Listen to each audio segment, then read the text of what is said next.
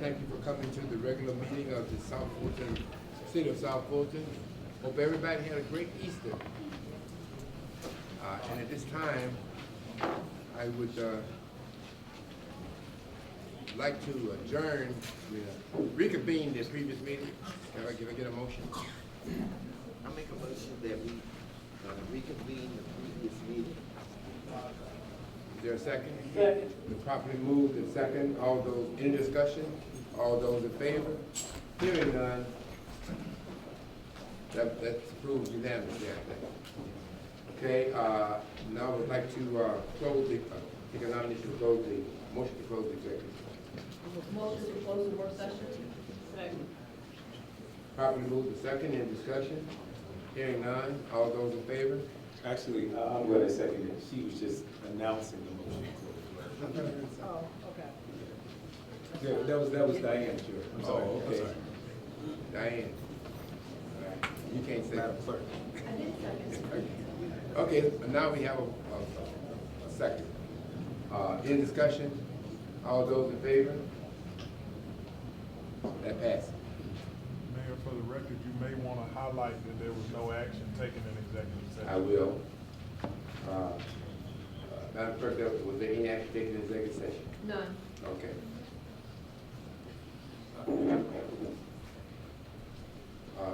Madam Clerk, call the roll. Roll for April 23rd regular meeting. Councilmember Baker. Present. Councilmember Tweed. Present. Councilmember Jackson. Councilmember Gilliard. Present. Councilmember Willis. Present. Councilmember Gomes. Present. Councilmember Rao. Present. You have a quorum. Thank you, Madam Clerk. And now we have an invocation by our pastor, followed by the regular. Greetings to everyone. The Office of the Chaplain would like to introduce to Mayor and Council, City Manager, Assistant City Manager, our third chaplain of the day.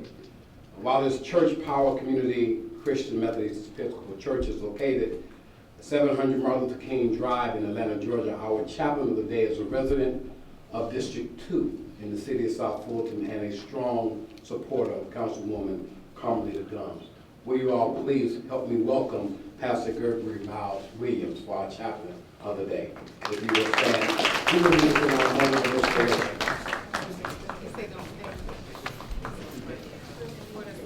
Please sit.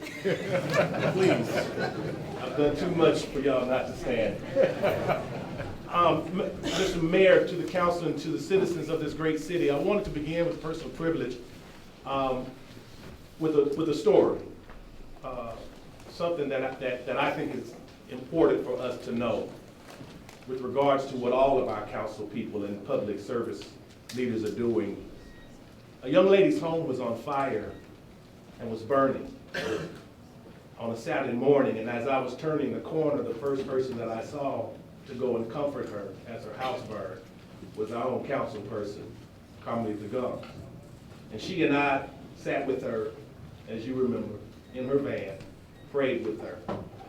And it gave me an idea of what it means to be in public service and what it means to walk and talk with people in their time of need. And I'm sure all of our council people have the same heart to walk with people as Dr. King wanted to create what is called the beloved community. Let us posture ourselves for prayer. God, we thank you. We thank you, oh God, that nobody had to feed us every 3 hours intravenously. We thank you, oh God, that nobody had to come and check on our medicines all night long. We thank you, oh God, that we did not wake up in a critical care unit. We thank you, oh God, that we live, that we move and have being. Yes. We thank you, oh God, that we are still on top of the ground. And now, oh God, as we do the business of government, help us to understand that we're also doing the business of love, care, and compassion. Yes. And even though, oh God, we all have our separate policies and separate ideals, and help us to learn sometimes to disagree but not be disagreeable. Help us, oh God, to understand the big picture, the main thing, and that is to make sure that this city this great city, has citizens who are proud of the work that we are doing in this room. We thank you, God, for this time. We thank you, God, for what will come out of this meeting. As long as you are resident in this place, we know we'll be all right. It is in your name we pray. All people said amen. Amen. Let us all stand for the Pledge of Allegiance. I pledge allegiance to the flag of the United States of America and to the republic for which it stands, one nation, under God, indivisible, with liberty and justice for all. Thank you. You may be seated.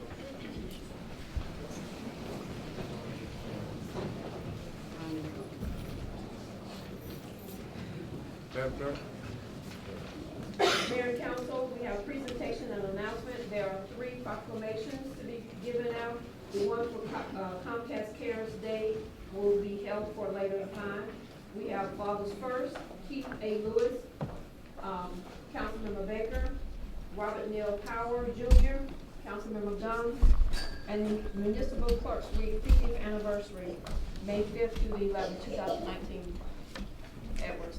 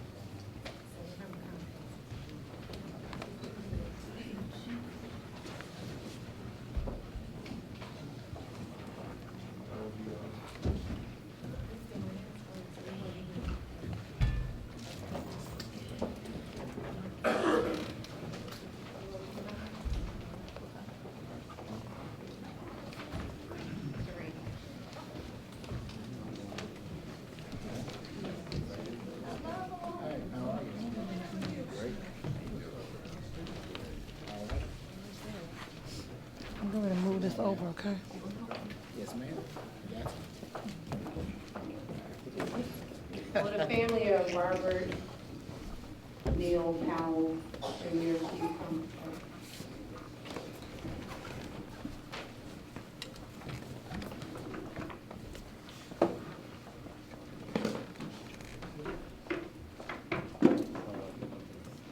Now, how are you? You got to stand up here.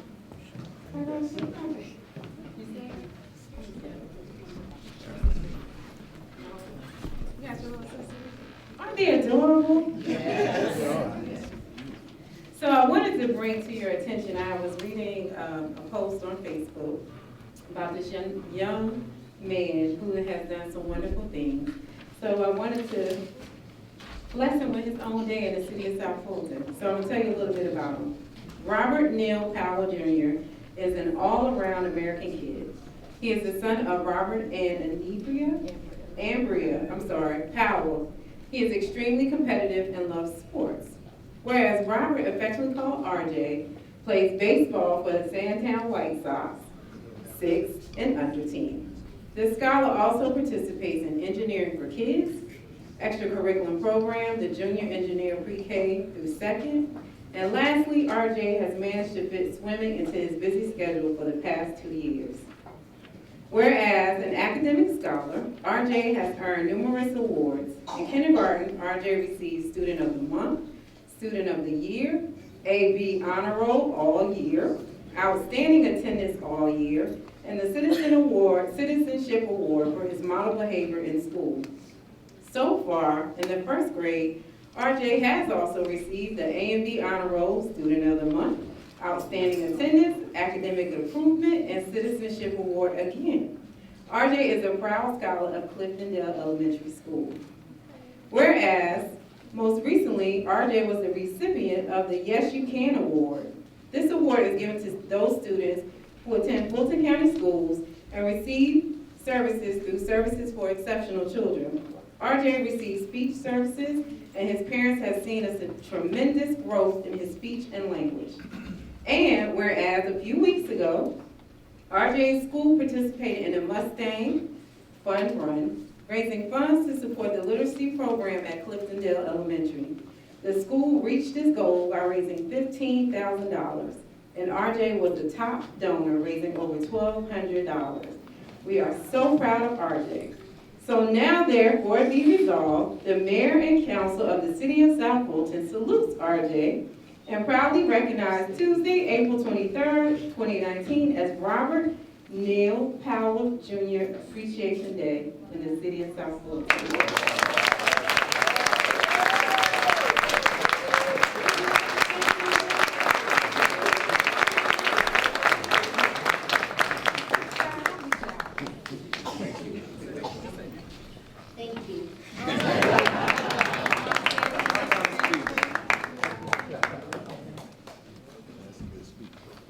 Thank you all to the city of South Fulton.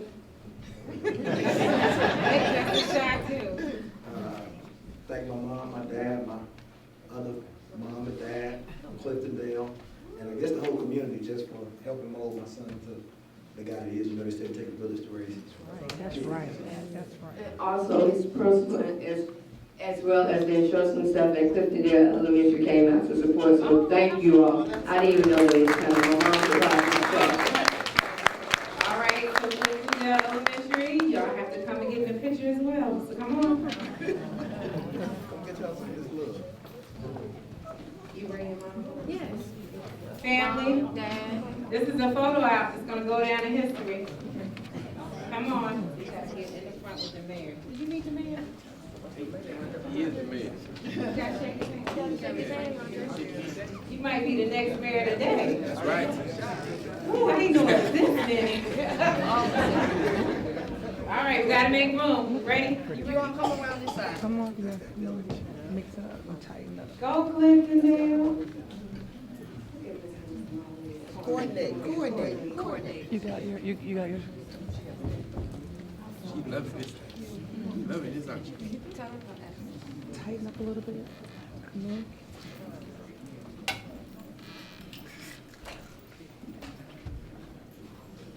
Yeah, Pro Tem. Good.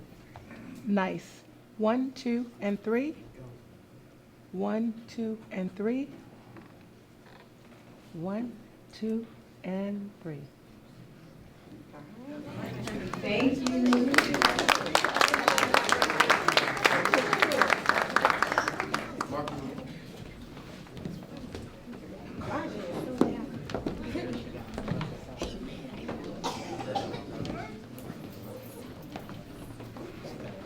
Well, Keith Lewis Jr. and all of the people here representing I'm a Father First, please come forward.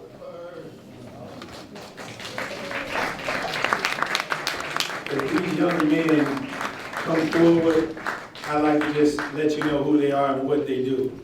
This is the representation in South Fulton of young black men that we need our narrative to be told about. You can Google all of the negative things that they say in the city of South Fulton, but these young men, especially Keith, they've actually continued what I recall seeing on Roots of the manhood training when they went and had a great Katunga who actually made sure that young men did the right thing, and if they didn't do the right thing, they were not allowed to become fathers. They were not allowed to marry because the offspring of such a person will be considered weak and a detriment to their society. So Mr. Lewis and these men up here are actually doing all of that work right now that we need to continue, and I want to encourage them to keep going. They've been partners with myself and Councilman Khalid and the city of South Fulton for some time, and this acknowledgement is well deserved, and it reads, Proclamation, City of South Fulton. Whereas I'm a Father First founded and co-founded by Fulton County native Keith A. Lewis Jr. and Jermaine Clark, is a 501c3 nonprofit organization whose mission is to reduce the amount of fatherless homes by providing resources to fathers, single mothers, and children affected by this epidemic. Whereas I'm a Father First truly believes in We Are a Village, where standing in the gap for fatherless children not only helps build a young man's self-esteem, but also builds the community. I'm a Father First has also partnered with schools to mentor young men through their King Talk program, which motivates young males to stay on the right track academically. Whereas I'm a Father's First Cuts and Kicks program provides new haircuts and sneakers to students who have maintained the program's academic and behavior goals throughout the school year. This program is designed to motivate each young man participating in the program to achieve their academic and behavior goals on a monthly basis. Whereas I'm a Father's First Billionaires Academy is a program tailored to motivate young men to embrace their uniqueness and creativity, that they would be empowered to reach their own distinct levels of greatness. The Billionaire Academy provides motivation, creative freedom, and financial literacy to mold successful billionaires that they could continue in the legacy of inspiration and excellence in our community. And whereas I'm a Father First, an intricate part to Councilman Mark Baker's partnership at District 7's own Cornerstone Fellowship Church, has also partnered with Fulton County's Gang Prevention and Intervention Coordinator, Ian Moore, to continue their robust mentoring program with the aim of reducing youth's involvement in criminal street gang activity and to positively impact public safety countywide. Now therefore be it resolved that the Mayor and City Council of the City of South Fulton do hereby proclaim Tuesday, April 23rd, 2019, as Keith A. Lewis Jr. and I'm a Father First Appreciation Day in the City of South Fulton, Georgia.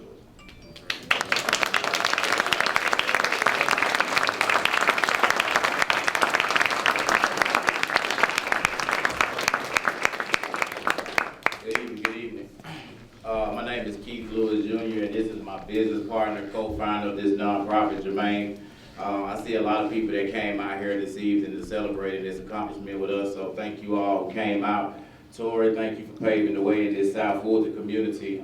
You know, I'm from College Park, guys, and at 22, I had been shot 3 times and been to prison. So by the time I was 25, I was married, trying to figure out life, been shot 3 times, been to prison. So that leads to a frustrated young black man.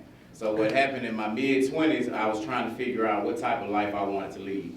But eventually, you know, just service is what really got me here. So as he called out all these partnerships and stuff, I'm like, man, we really partnered with a lot of people in the past 2 years. So I thank everybody, Councilman Khalid. He's the first person to introduce me to this whole political stuff. I think I heard him say the business of government is what I heard when y'all were talking. You know, I say we're in the business of saving our people. You know, we have a lot of young men right here. These boys go to Woodson Park Academy as well as Best Academy. So they're on the west side. But the reason we brought them here, guys, is we want everybody to understand we all connected. So if you 15 miles away from somebody, you talking about you south side, you College Park, you east side, that's division that's gonna keep your whole community in lack. It's gonna keep your community behind. So we started this program to really help these boys. We have a football program with my helmet at, the Atlanta Kings. We make sure our men call each other kings. You know, I grew up saying the N-word my whole life, and to this day when I get mad, I might say it. But I know if I retrain my brain, and if I retrain these young men, or their brains never even get trained to say it, then what type of life would they live? A lot of my business deals got shut because of my emotions, because of me being frustrated, trying to hurry up and get out of a situation. But guess what? Behind every situation is a lesson. So guys, just use this opportunity to know it is some young black men around here. We partnered up with all the gang boys, with all the trap boys, all the rappers, all the politicians, all the church people, all the junkies, all the homeless people. It's not a person in this area that I don't want to touch. So if I would encourage everyone to please, if you ain't get nothing else from me, just know it's some people looking up to you. It's some people that really care what you say, what you do. Cave, I see you. This was the first person to allow us in the Woodson Park Academy. So guys, all the partnerships from World Changers to the schools, it comes from one person believing. So if you have an opportunity to believe in someone, sow something into someone. Look at someone and remind yourself when you didn't have nothing and see how you can reach back a little bit. So at the end of the day, guys, this is I'm a Father First. This is the Atlanta Kings. We have a lot of things we're doing. My boy might want to say something. I want to thank God, first of all, And I want to thank the city of South Fulton, and we appreciate y'all for Thank just, you, guys. you know what I'm saying, this right here, this give us that extra strength to keep on pushing, you know what I'm saying? So this is a passion for us, right? So we wanted to bring our boys to let them feel like they are part of it, and we want to thank them for just receiving us and just looking at us like the mentors and the fathers that we are to the community. And we thank y'all, man. We love y'all, and boy, it's to the top, to the top. And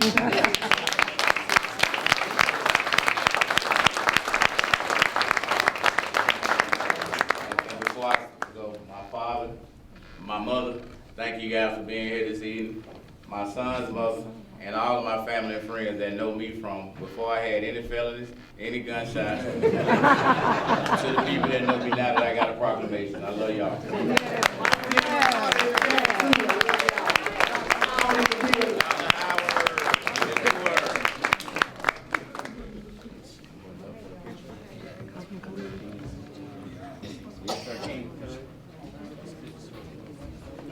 The little one's talking about, can't see the little one. The little people get up front, yeah. And the little people can't be seen, get up front.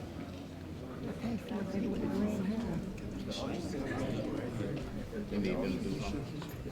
Pull them down. Okay.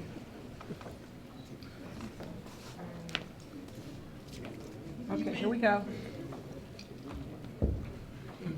1, 2, 3. 1, 2, 3. 1, 2, and 3.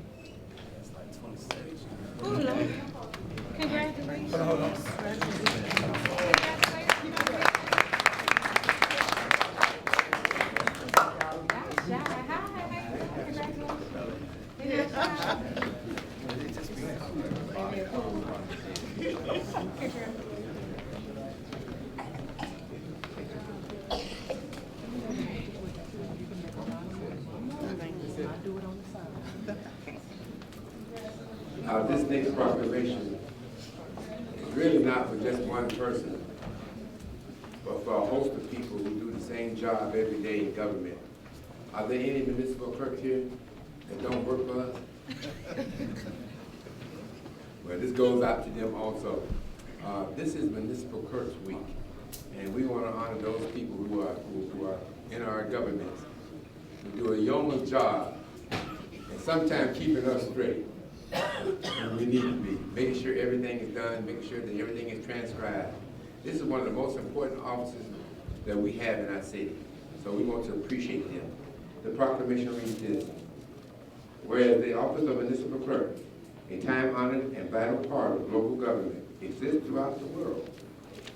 The office of the municipal clerk is the oldest among public servants. The office of municipal clerk provides the professional link between the citizens, the local governing bodies, and agencies of government at all levels. Municipal court clerks are pledged to be ever mindful of their neutrality,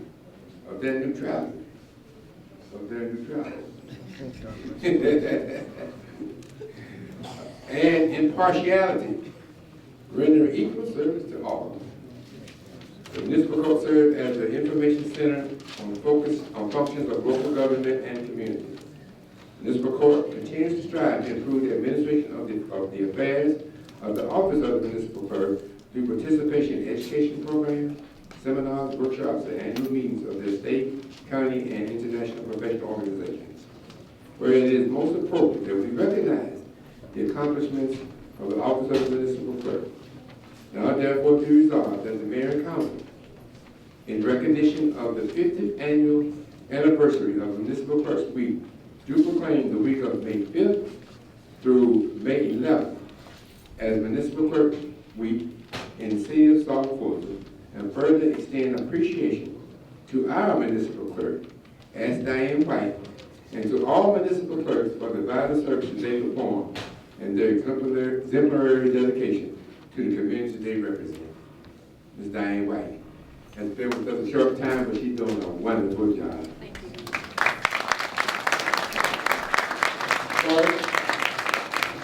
Corey Adams is our deputy clerk, and all of us, one thing we all can agree on this stage right now is that they do a good work. We have no doubt about that, so thank you so much. Here's your recognition. And, yeah. Anyone of y'all? Okay, well, thank you so much. All right.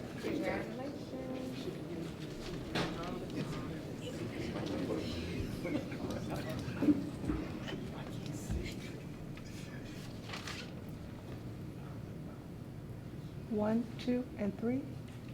1, 2, and 3. Is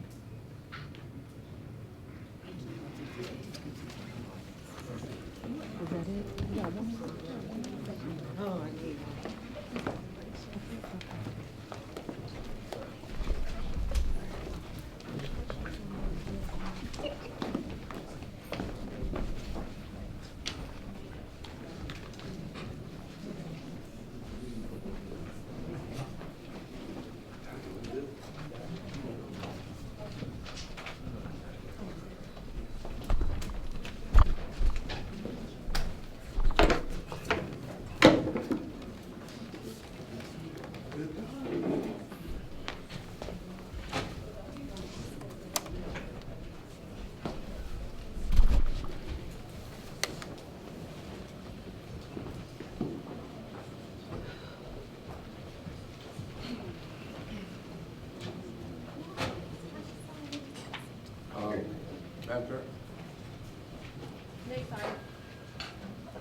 Next item on the agenda is approval of the council agenda.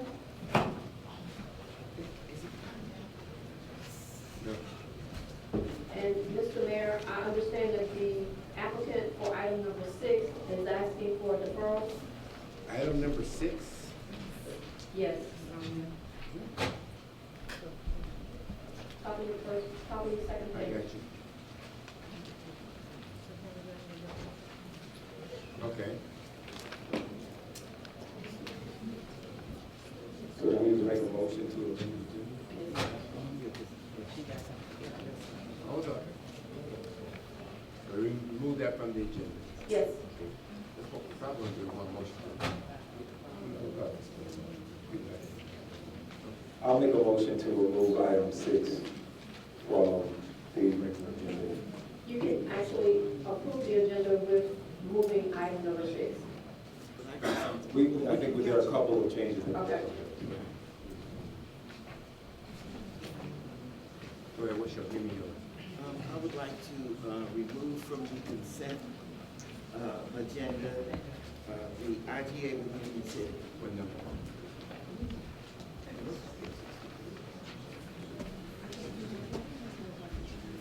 Number 16. Number 16?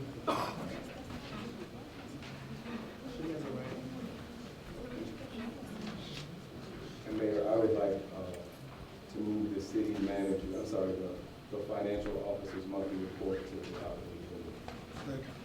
Okay. Top being prior to, After the consent agenda? After the consent. any red change? After public comments, yes.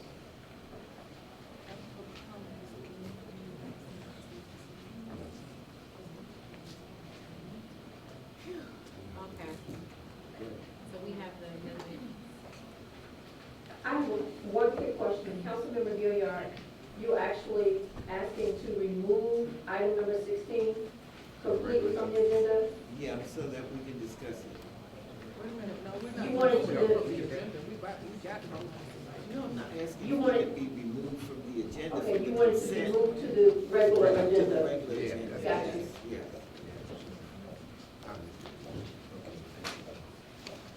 Any other?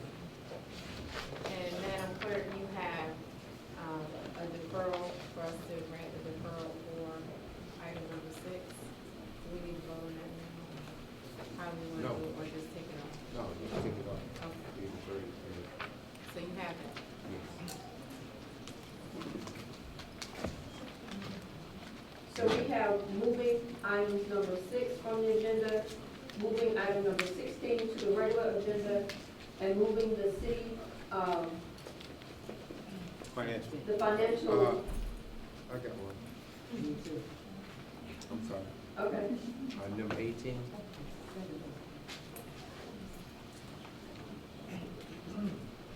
Am I right, Ms. Clerk? Is that on the consent? Number 18? No, it's on the previous agenda items.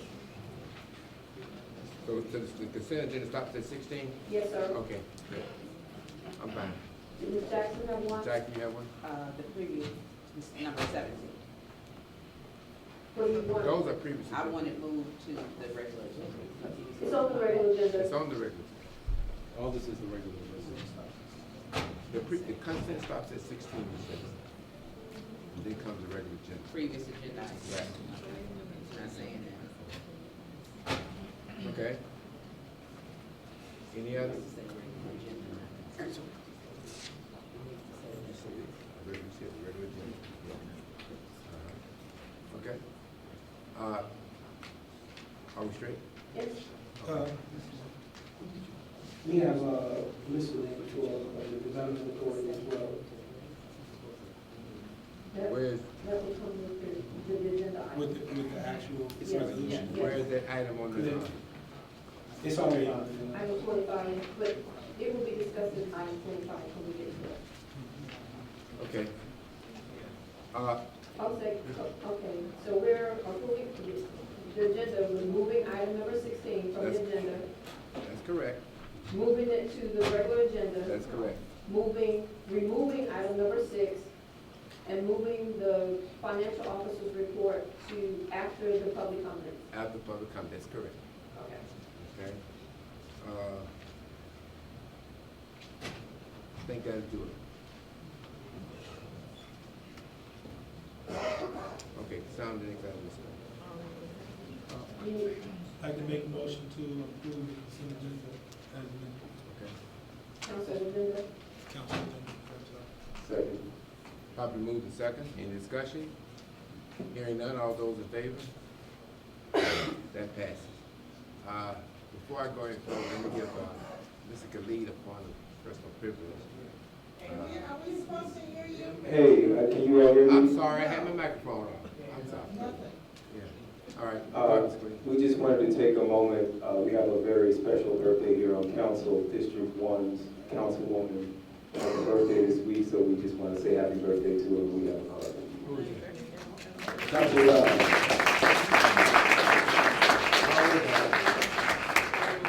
Yeah, right. Okay, thank you, Ms. Khalid. We also want to announce to you that the State of the City message is Thursday, May 12th, May 2nd. Doors open at 6, and from 6 to 7. Oh, doors open at 6, the address is at 7. And it's going to be at the Performing Arts Center. Southwest Arts Center. So that's Thursday, May 2nd. Doors open at 6, the address starts at 7. Okay? Any other announcements? On this Thursday, we're doing our second annual Year at a Glance, Districts 5, 6, and 7 at World Changes Center. So please come out, it's from 6:30 to 8:30, Districts 5, 6, and 7. Okay, let me stop you. We have some things at the end we could do. I just want to get that in. Before they left, I just wanted to put that out there. All right, Madam Clerk, where am I? Approval of city council meeting minutes from Tuesday, April 9th, work session and regular minutes. I need a motion. I make a motion to approve the city council meeting minutes from April 9th. Properly moved and second. Discussion. You got discussion? Did we not approve the regular agenda? Or We did. I only heard consent. Consent agenda. We just. No, I corrected him, Yeah, just I restated. restated it. Okay, thank you. You got it. The minutes need to be amended with the following correction. From the regular minutes, approval of administrative ordinance, it was stated that it was the first reading, and it wasn't. It was stated it was the second reading, but it was not the second reading. Okay. So approved.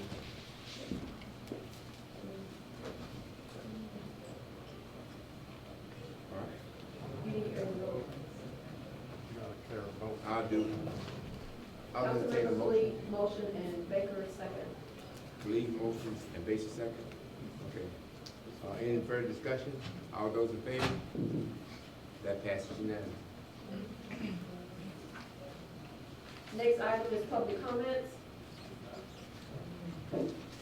Speakers will be granted a total of 2 minutes each, and public comments will not exceed 30 minutes. Speakers will not be allowed to yield or donate their time to other speakers.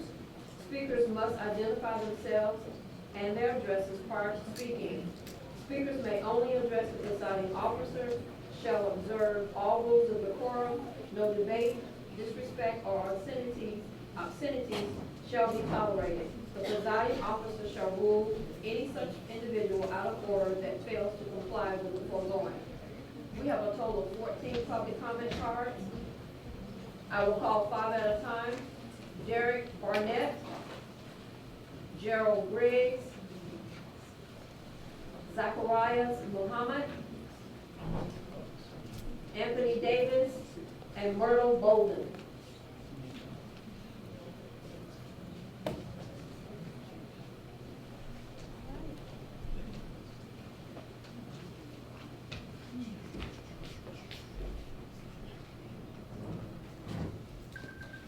Good evening. I'm Derek Burnett. I'm in District 6. I'm here to speak on behalf of creating the DDA for Old National. I lived in North Metro Atlanta for about 20 years before I moved down here. And if I asked anybody where the City Hall for Norcross and Dunwoody were, they probably wouldn't be able to answer. And it probably wouldn't matter because new money and new people and new investments, they really want to find the heart of a city or a place that defines the city. And for those places, it's Norcross is Jimmy Carter, I think, and Ashford Dunwoody is for Dunwoody. But here it happens, I think, to be Old National. In some way, we're all defined by Old National. It is the narrative, and it's the narrative that we have to control. It's our legacy, it's our past. I think it's our future. And I think no matter how many signs we put up on Cascade or Camp Creek, I don't think it's going to matter. I think most people think that Cascade and Camp Creek belong to Atlanta. So we have to do something about Old National. And I think that was the big story that came out of our trip to Sandy Springs. I don't think it was about the big pretty city hall that they built. That's fine. As far as I'm concerned, we don't ever have to build a city hall.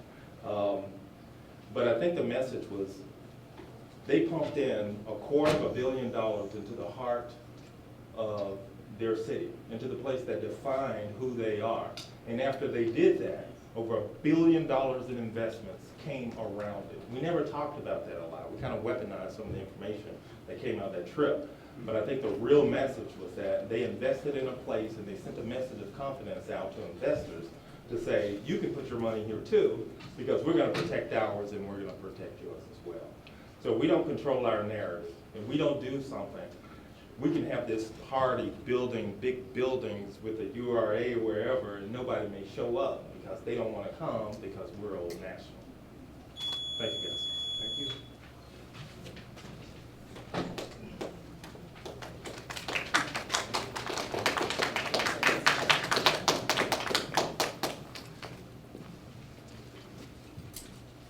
Good afternoon. I'm Attorney Gerald Briggs, and I live in the city of Decatur. I am a 40-year resident of the state of Georgia, particularly the city of Atlanta.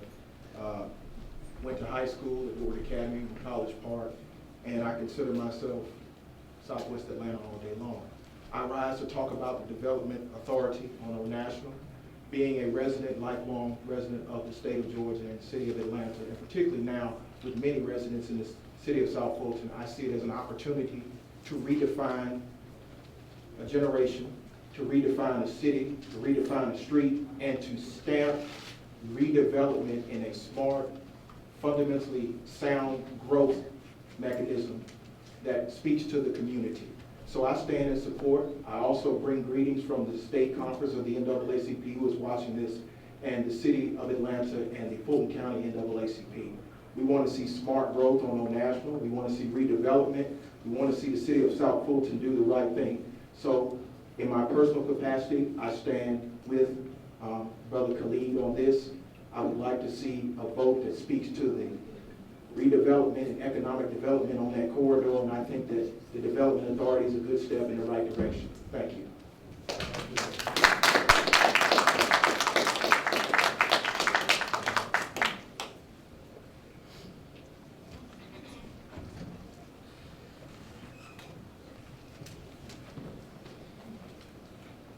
Good evening. I'm Zacharias H. Muhammad, and I also stand with Council Khalid on the development of Old National. Growing up in the city of Atlanta, I've been here all my life, and I'm living from places like Herschel Road and also in the South Fulton area. It's necessary that we strengthen that area, not only as a commercial district, but also the residents that live there. I'm sure that they want to see some revitalization to that area as well. I think it'll strengthen the city of South Fulton, and it will do something for the entire district. So I just stand in support of that, and I think it's a great idea. Thank you.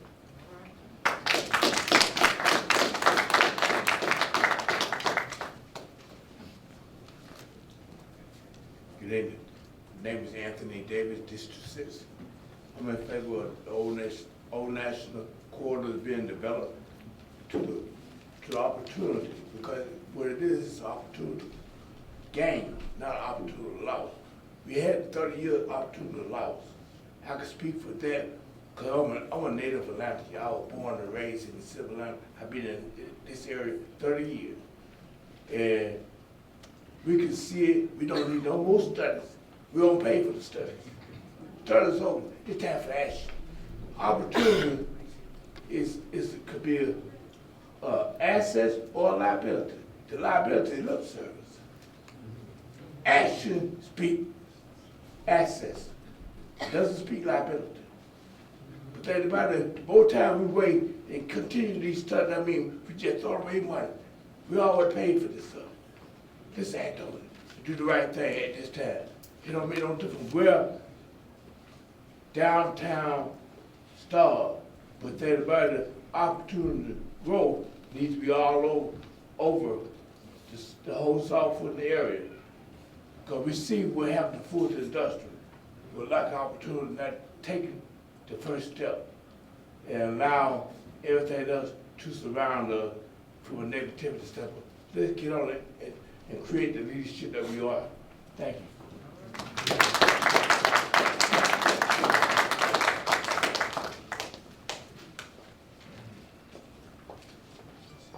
Good evening. I am not speaking about Old National. I have a much simpler problem. Excuse me, ma'am, can you state your name? Oh, sorry, Myrtle Bolden, District 1. And I'm speaking on behalf of the Enum Pines Homeowners Association and those persons who stay on Enum Road. The flashing red light and flashing yellow light at Enum Road in Camden has been out for over 30 days. On March the 22nd, I called the City of Atlanta mentioning that problem. The young lady checked and determined that it was their responsibility, and it would be 32 days before it would be fixed. There was a very serious accident there just a couple of weeks ago.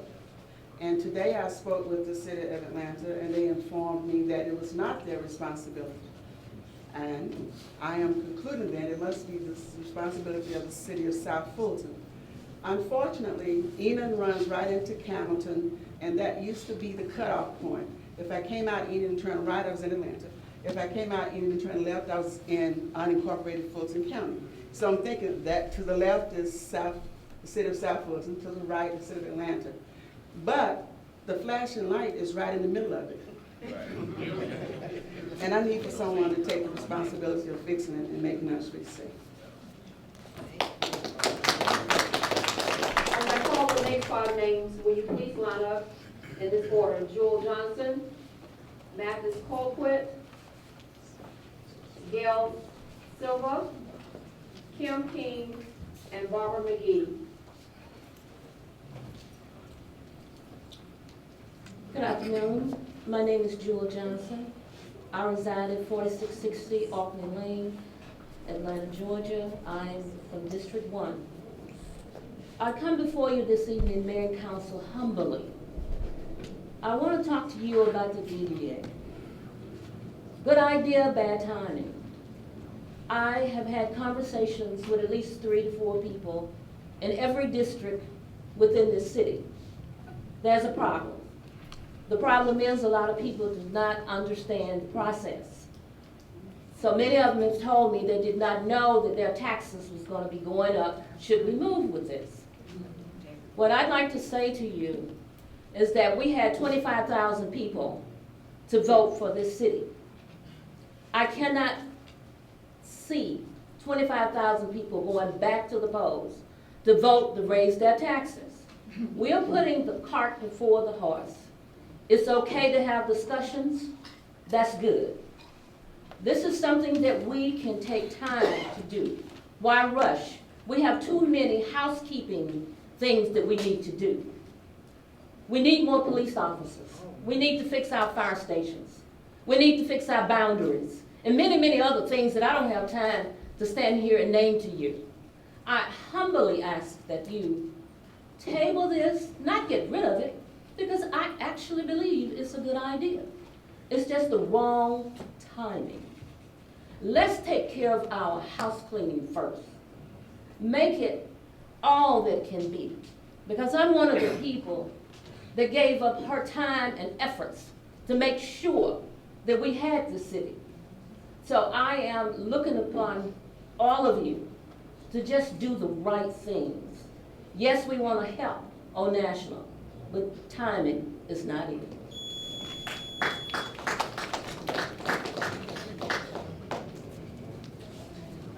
Good afternoon, Honorable Mayor Edwards and the Honorable Council members of the City of South Fulton. My name is Matthew Scofield. I'm a citizen of the City of District 1. And I'm coming on behalf to support the initiative to redevelop Old National Highway. I'm a native of Atlanta, born and raised here. My family has been here for generations. And I remember days when Old National was a beautiful place to live. And when a person arrived at Hartsfield International Airport, most of the time the first and second street they encounter is Old National Highway. And the Old National Highway I feel should be respected as the Ashford Dunwoodies, the East Ponce de Leon. They should be respected as Roswell Road. And we should look at our city as those cities looked at that area and redevelop. It would bring wealth to the area. It would bring finance, and also it would also improve the morale of the city. I asked the city councilman to support Councilman Khalid's initiative and vote yes.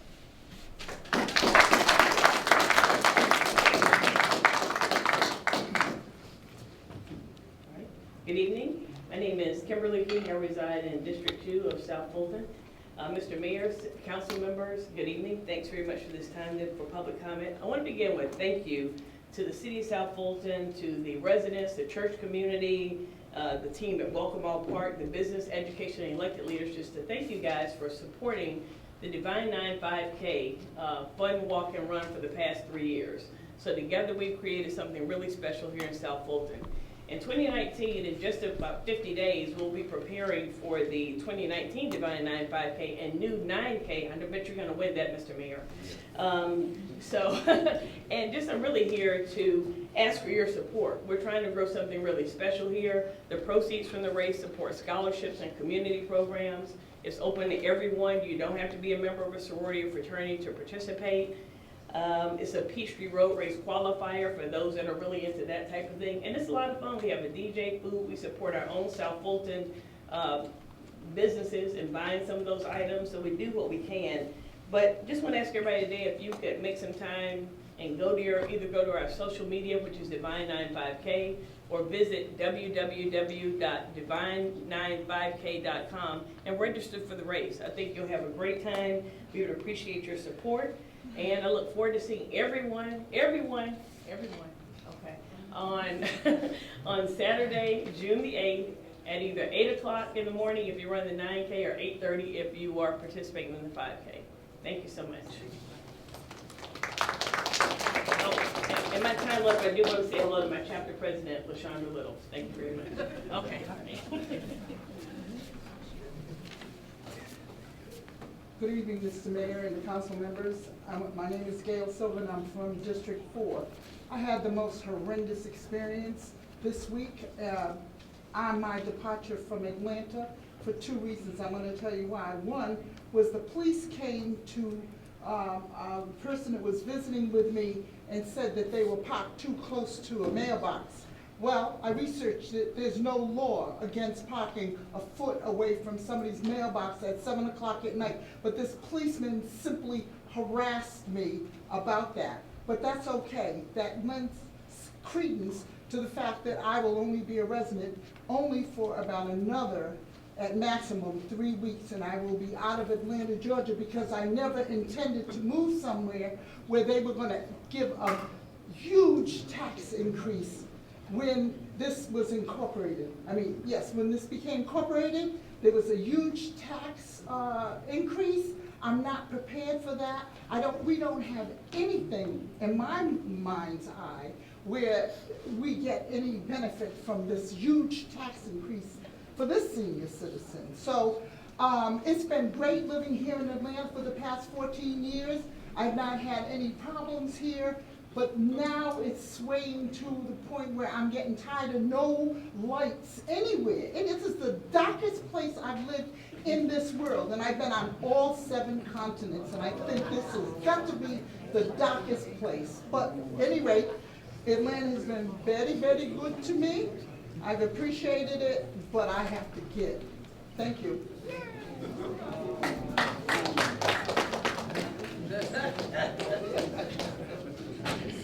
Good evening. My name is Barbara McKee, and I reside at 120 Alicante Street.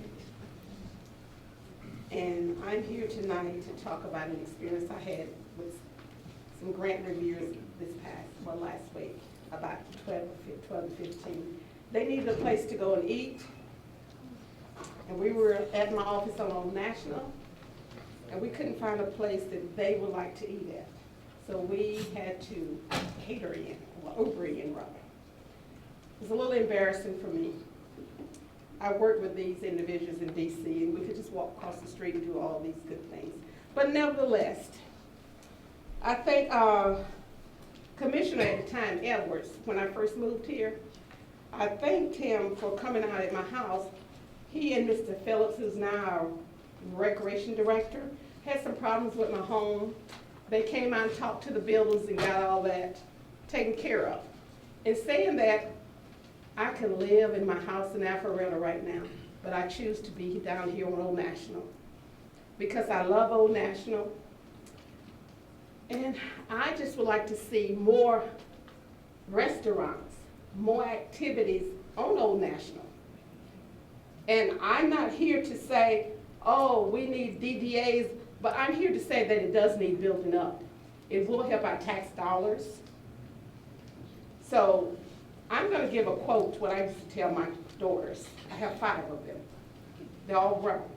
This quote is from Alice Walker, and I quote, "No person is your friend who demands your silence or denies your right to grow." Thank you.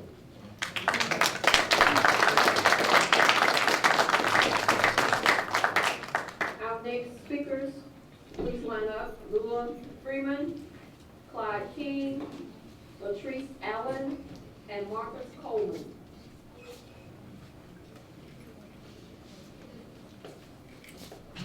Good evening.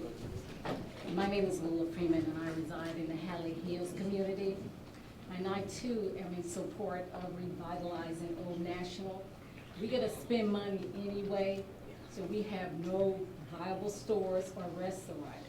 So I go to Fed, I go to East Point, and I can be spending the money where I live. That's my comment.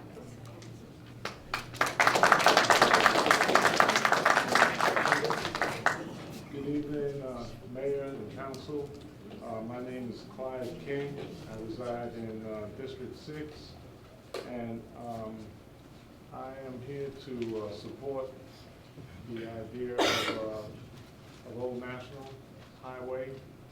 I do Uber and Lyft. I travel all around the city, bring people in here from all over the world, and This area is on, you feel like you're in another universe, okay, compared to what you see all around.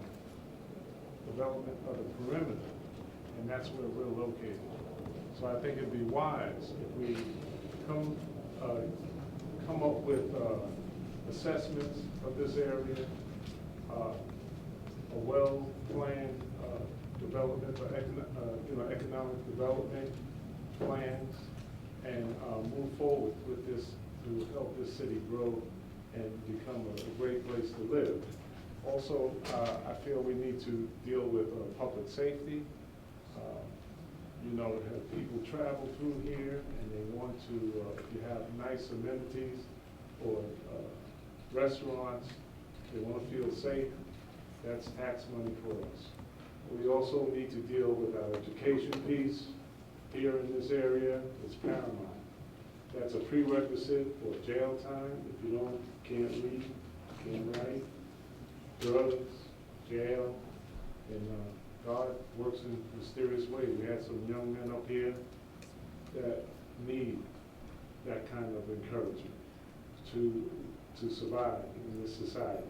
But none of our talent, after our kids graduate from here, I got 5 children graduated from college, they won't come back here. It looks the same.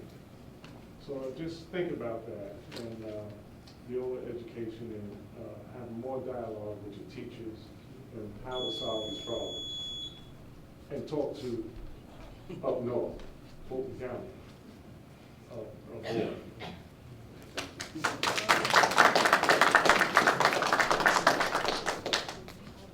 My name is Latrice Allen. I'm from Sarasota, Florida.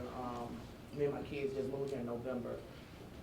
Well, I came here from entertainment, to get me to do my little entertainment and stuff like that, music, comedy.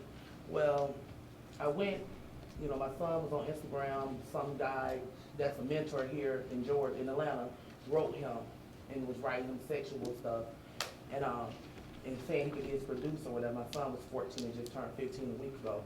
Well, I went to the police station to tell them what's going on, and as I was talking to him, letting him know, he just straight out, oh, you sure your son ain't having sex? And he was just so rude to me at the police station.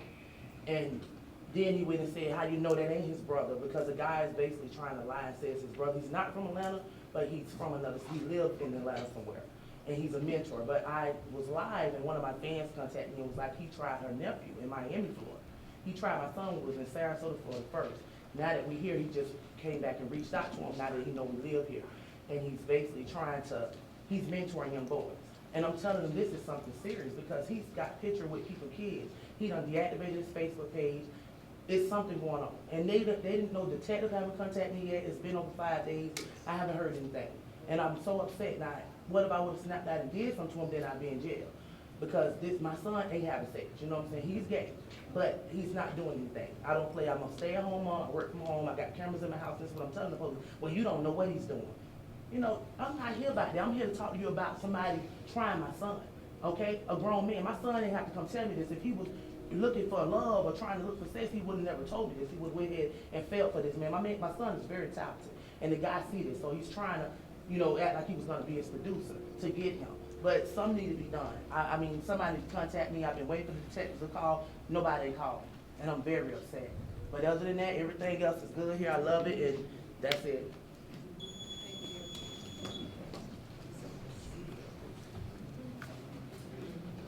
Good evening, Mr. Mayor and Council. Mr. Mayor, a lot has happened since I was last before you.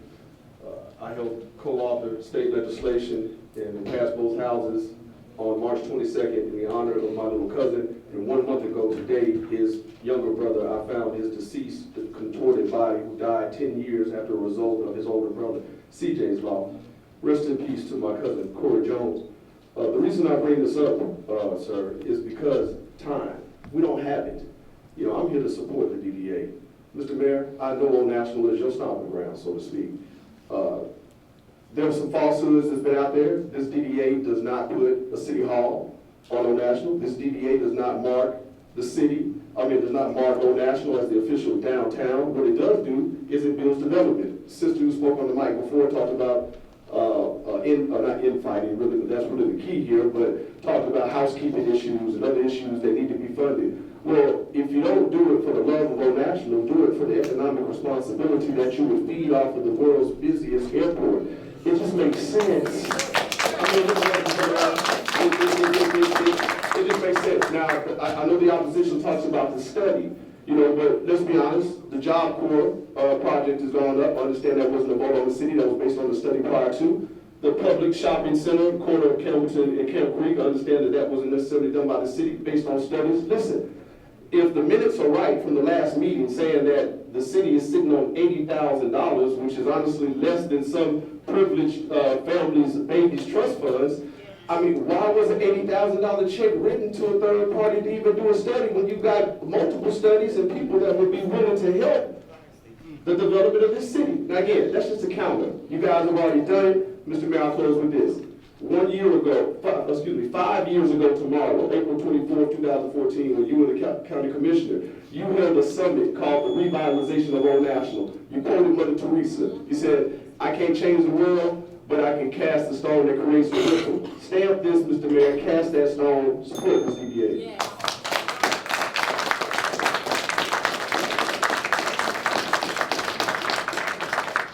Mayor and council, that ends the public comments. Next on the agenda, we will approve the consent agenda.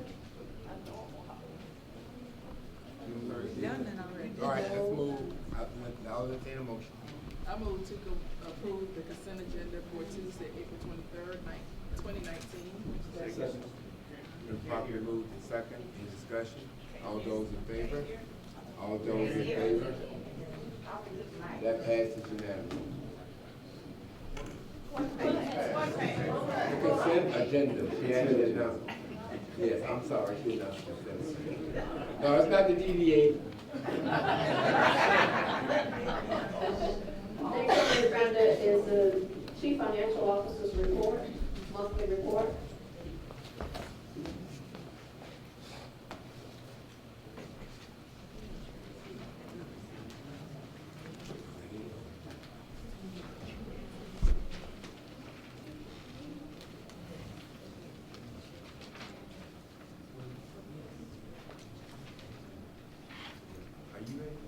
I'm ready, it's not yet up. The report I'm going to give is a financial report from October, starting of fiscal year, October 1 through the 1st of March. This is a 6-month financial report. This is a summary of all our funds. All our revenue. General fund is $47 million. And our expenses is $33 million. At the end of it, we have the summary of general fund and all other funds. This is just a summary, but we have a breakdown on the next page.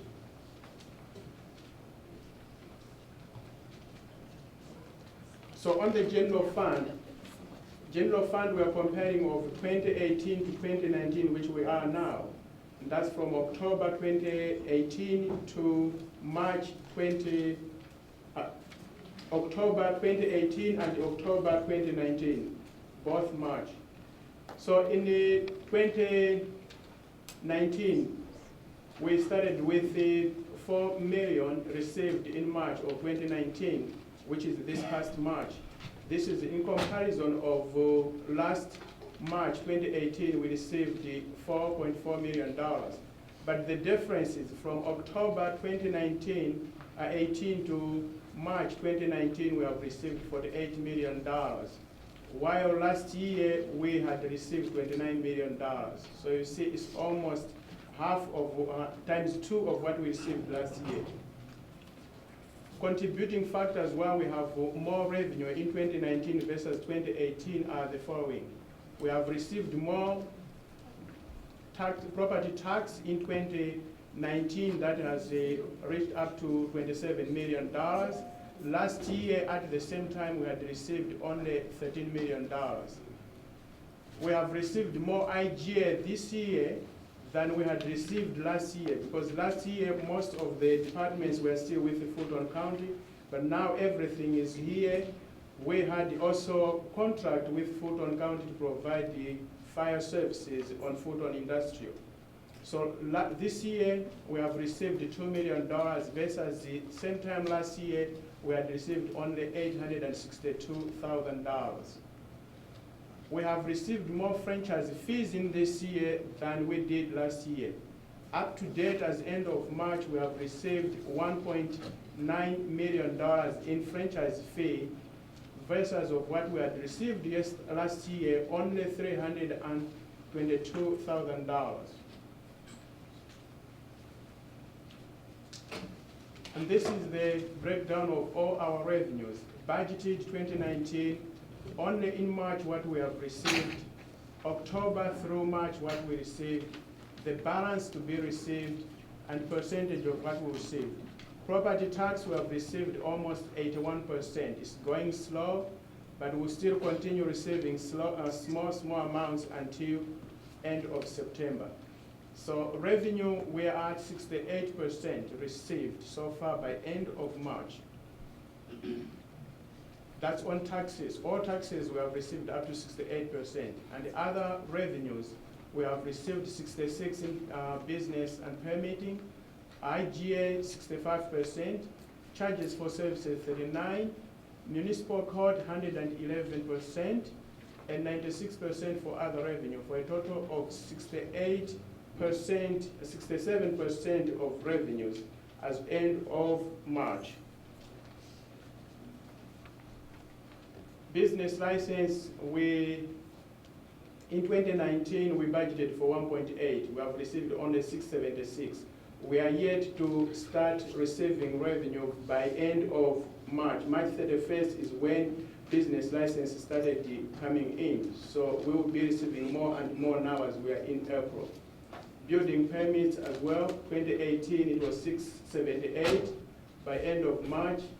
This year, end of March business building permits, we are at $978,000. Summary of revenues, you'll see the biggest part of our revenue is from property tax. It's making up of 58% of our total revenue. 58% is coming from property tax. Local option sales tax is 27%. Motor vehicle is 1%. Franchise fees 4%, and IGA is 5% of our total revenues. This is a detailed summary of our. Department by department expenses. You can see we start from our elected officials up to the end of the expenditures on debt service. As you all know, we budgeted for $12 million. We paid it off, it's zero. So we don't have anything on the debt side of which is paid off. Our expenses of now is at 50%. 6 months is at 6%. We are where we are supposed to be. As you saw on revenues, we are at 67%. Expenses, 50%. However, our revenue is slowing down because the biggest part of revenue is on property tax we have already received. So we just have to maintain, keep in line so that we can make it up to end of September. And this is a summary of our expenses. The biggest expenditure so far from October through March is on debt. We paid off $12 million. The next bigger part of our expenses is on fire side, and then police. So you may wonder, police has a bigger budget, but they have spent less than the fire. Police has got some equipment, police has got some vehicles, police have got some capital that they budgeted, they have not yet acquired them. The vehicles we intended to have for police, some have come, but the majority of them, they're coming in April. So you see that the police's expenses, end of April, May, it will pick up. Then you have public works, 11%, general administration is 5%, parks and recreation 3%, in community development services, regulatory affairs is 2%. And these others, you see small ones, we can't even fit percentages. Most of those ones may be less than 1% or less than 0.5%.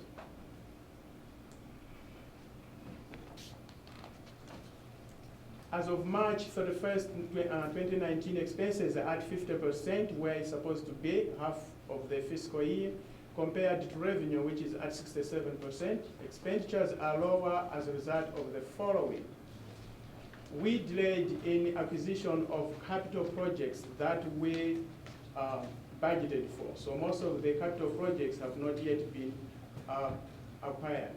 Delay in purchasing of motor vehicles, as I said, we have not yet got the vehicles for various departments, including the police vehicles are not yet in.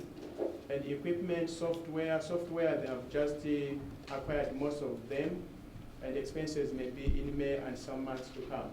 And delay in hiring in some departments. Some departments, they are just hiring now. So those savings are there, but they will be utilized. Some money have been moved during our budget amendment. 6-month cash flow. This is from October up to now, where we stand. We started with the $4.4 million by end of September 2018, which is October 1, 2018, when we started our fiscal year. We had in our bank $4.4 million. So you see in October, this is what we received, this is what we spent. November, December, January, February, and March. March we started with $15 million, we received $4.3 million. We spent 1.8 in personnel and operating 1 million. So at the end of March, we have in the bank in $16 million.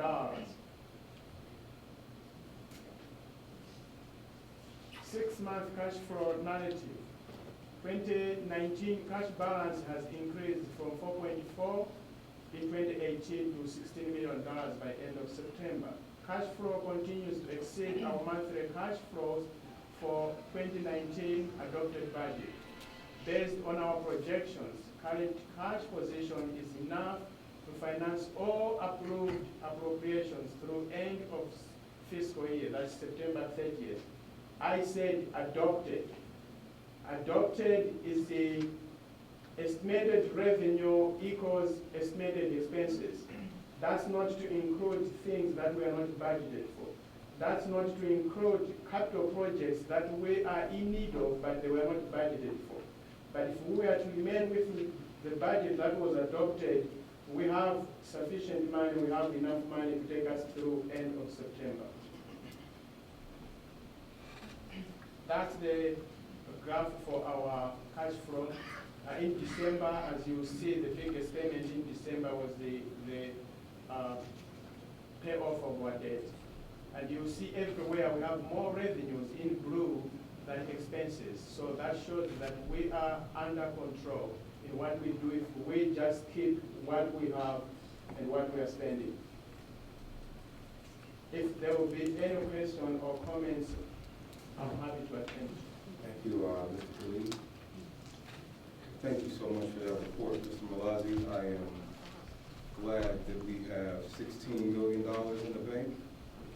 You know what you said? There's $16 million. Remember, this money has to take us through September. Gotcha. Expenses are going up, revenues are slowing down, so we just have to be fiscally responsible. I got you. And thank you so much. This report is numbered. I want to go to page 7. And while we're all finding page 7 or slide 7 in your report, I have some questions about specific departments. Can you answer all of those? I will answer if there's something detailed beyond what I can answer. It is to do with the programs, maybe directors. I think most of them that are here, they may help me to answer, but I have basic knowledge for every department. I'm looking at, I'm just going to call out a couple of departments where I love this slide because it shows the balance of unspent money that has been budgeted to these departments. I see over $1 billion in finance and administrative services, over $1 billion in IT, over $2 million in general administrative services, over $2 million in community and regulatory affairs, and over $1 million in economic development. Are these, you said in one slide that a lot of these were, I think, cost savings from positions that had been on hold. So remember, this is the amount that you allocated for the departments to spend. Right. The departments have more knowledge of when these monies will be spent. Some of the programs are spent at the beginning of the fiscal year, some mid of the year, some of them towards the end, summertime. However, we can't base anything on this because we removed money from here to balance the budget amendment. So this money we are seeing here, end of March, is not there because we have removed where there are savings to have the budget amendment that was presented to you during the work session. So in this budget amendment, it's my understanding that outside of a budget amendment process, we cannot touch salaries. During budget amendment? Outside of a budget amendment process. Outside, that's true. So, and you said on slide 9 that we are delayed in hiring in some departments. Mm-hmm. So I'm assuming that some of these millions of dollars are full-time positions that were budgeted for a year that we have not hired. Mm-hmm. So at 6 months in, even if we hire everyone tomorrow and fully staffed, there would still be plenty of money left. That's the money we have moved to fund other departments, yeah. To fund other departments. You saw we had the HR department, they needed some money. You had economic development. Actually, economic development received $50,000 because we have a bill to pay for those who are doing a business permit for us. So we have moved money from other departments to help economic development because they don't have enough money. Okay. So we have moved that savings of it. And I have, and so all of that money has been moved. There is Yes. no surplus money. The only way you can have it, if you approve the, if you be approving the budget amendment, at the end of it, there are some leeways there that we discussed here. There are some remains. If you wanted to reallocate, that's what you can do. But everything out of this report has been reallocated. So, because I want to be clear, because we're having a lot of conversations about whether or not we should be doing economic development. But it sounds like every dollar we bring in, we spend. That's Which, true. like a city American, we spend every dollar that we bring in. Maybe we should do some economic development. The next thing that I want to ask, though, is specifically about economic development. I did a bus tour up to Sandy Springs. I dropped a couple racks on that out of my own budget. I know that some of the other council people have done economic development bus tours in their district. I'm just wondering, have any of those been paid for out of the economic development department budget? So I don't want to get into the specifics. Actually, the economic development director may know that, or respective council people can do that. Can we have them come up? Would you come up, please, Mr. Pike? Thank you. The economic development director has got an allocation of what he can do with the money. If he has moved the money to support other departments that they so need, is up to him. He has arranged some trips that I know that we have authorized for payment, but beyond that, it's up to him to explain because it's his budget. You gave him the money to spend. Good evening, Mayor and Council. Just to be clear, when this Economic Development Department coordinates a tour that comes out of our budget, the individual council tours have been funded by each individual district council person that coordinated those tours. So we did not fund those, and has not been our practice. Thank you.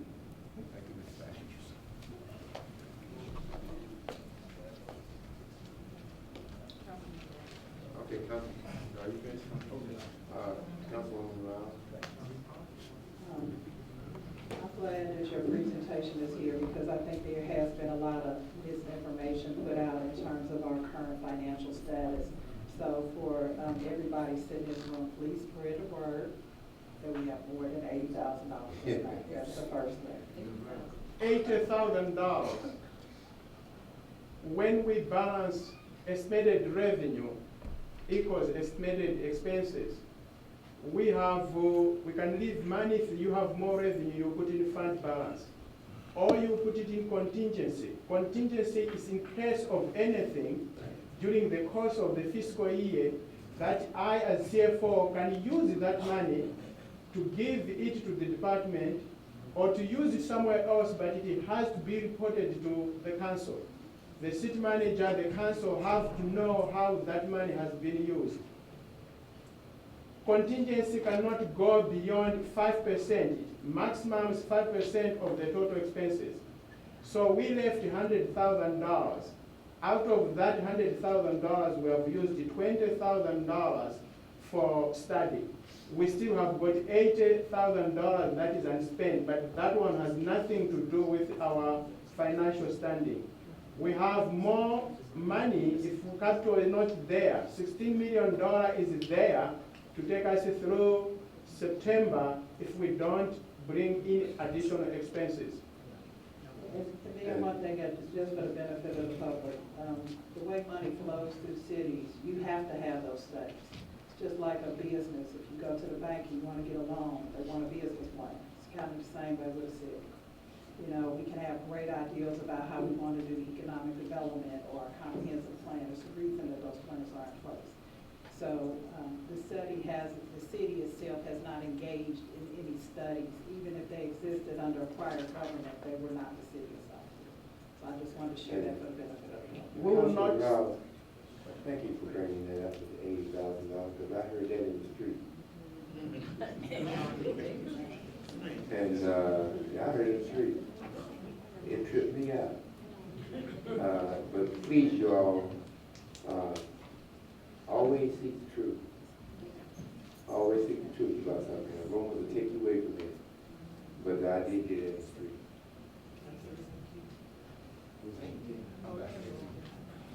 I'm gonna let Ms. Gilliard and Ms. Willis, and you're gonna move on. I too want to say something for the benefit of the public, because I spent the last 30 years of my career in various areas of finance. So I'm the one that you'll always hear bugging everybody about the money. And so even though our budget looks huge, we are limping along, and it's not unusual because we're still not even 2 years old. So we're struggling to try to get there, and we inherited a lot of capital issues that need to be taken care of. And I think you heard it mentioned that mold is in one of our recreation parks areas, and we have some parks that need to be developed. I have a fire station that's falling apart that really needs a whole bunch of work that hasn't gotten it yet. And so we have a lot on the table, you know what I mean? And a lot of things to pick from, and now we gotta really deal with what is the priority. But, you know, does the chicken come before the hen? So even though, you know, I was a little perturbed at one point when it was like, okay, we gotta take money from here and put it over here to take care of the mold. The mold is serious.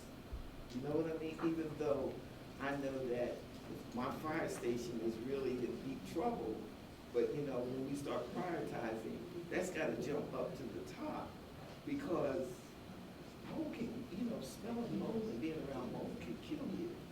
And so that's really, really a serious thing. So we've heard a lot about money tonight, and we're gonna hear some more, because we got a lot to do with a little bit of money, even though it looks like we got a lot. So I just wanted to share that.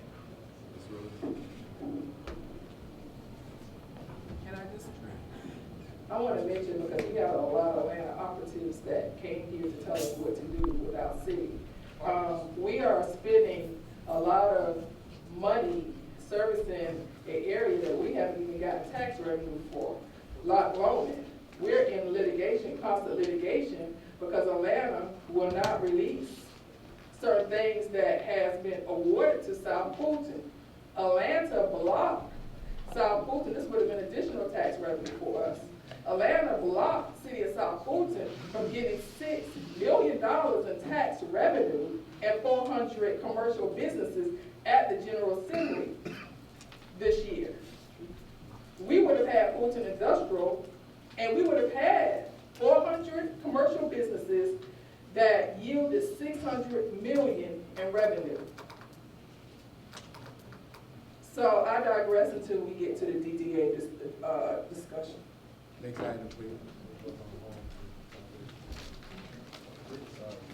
Next item is council approval of facility use agreement with Future Seekers Inc. Parks. I'll entertain a motion.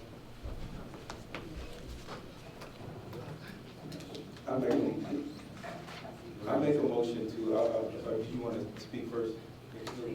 We can speak a motion, you can talk to discussion. Okay, I make a motion to approve, the Sunset Burdette, but to approve the contract with Creel Park, I'm sorry. Okay, there's a second? We would end the program. Second, let me carry this motion. Let me carry this motion. Properly moved and second, discussion. Let him defer if he wants. Oh, yeah, I'll defer to you, Mr. Phillips. We would make arrangements to end the program currently at Burdette on Monday, May 6th. There are currently 30 students in the program. That is the end of their regular programming for the school year. That would allow them to finish with those 30 students, and that would end the program at the Burdette site. The STEM solicitation closed last week. We are doing the selection for that next Monday with Mr. Kerr's assistance. Our plan is to bring forth to the council a recommendation from that scoring process for the work session on May 14th to present to the council. If that is ultimately approved at a subsequent meeting, it will provide new opportunities for STEM programming across all of our districts in the city, to include Burdette, so that we could replace programming at Burdette through the STEM solicitation. As Councilman Khalid just moved, we would move forward with the existing program at Creel. There is some interest in other districts of the city to program future seekers at other locations, but we would sunset the program at Burdette in acknowledgement of your previous concerns. Okay. I think Ms. Gill, Ms. Scully, are you done? Okay. All right. Ms. Gill, I have two questions. Yes, ma'am. What is the purpose of the program? That's number one. And number two, how much are we charging for whatever that service is, and what percent of that, whatever they're bringing in revenue, comes back to the city? Yes, ma'am. The Future Seekers program is a nonprofit, STEM-based program for teens ages 13 to 17. They have been programming one of our facilities for the past 3 years, primarily Creel. We added them to Burdette this past year. So they provide programming free of charge to students in that age range. Not only do they provide a free program for students in that age range, they actually pay a $200 stipend for students who can complete successfully a semester of work. And so the program has been in place in multiple locations for about the past 12 years. They're nonprofit funded by multiple ways. So we don't charge anything because they don't charge our residents for the program. And so that's the current program that they offer at Creel and possibly other locations in the future. Thank you. So, okay, yeah, I got it. This guy, I got it.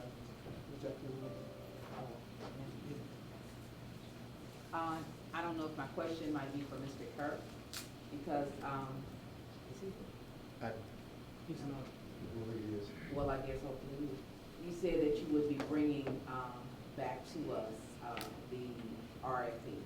Yes, ma'am. Okay. Well, we have, the RFP is closed. We've had bids submitted. Mr. Kerr has those. So the finalists. Right. The bids have been closed. Mr. Kerr manages that process.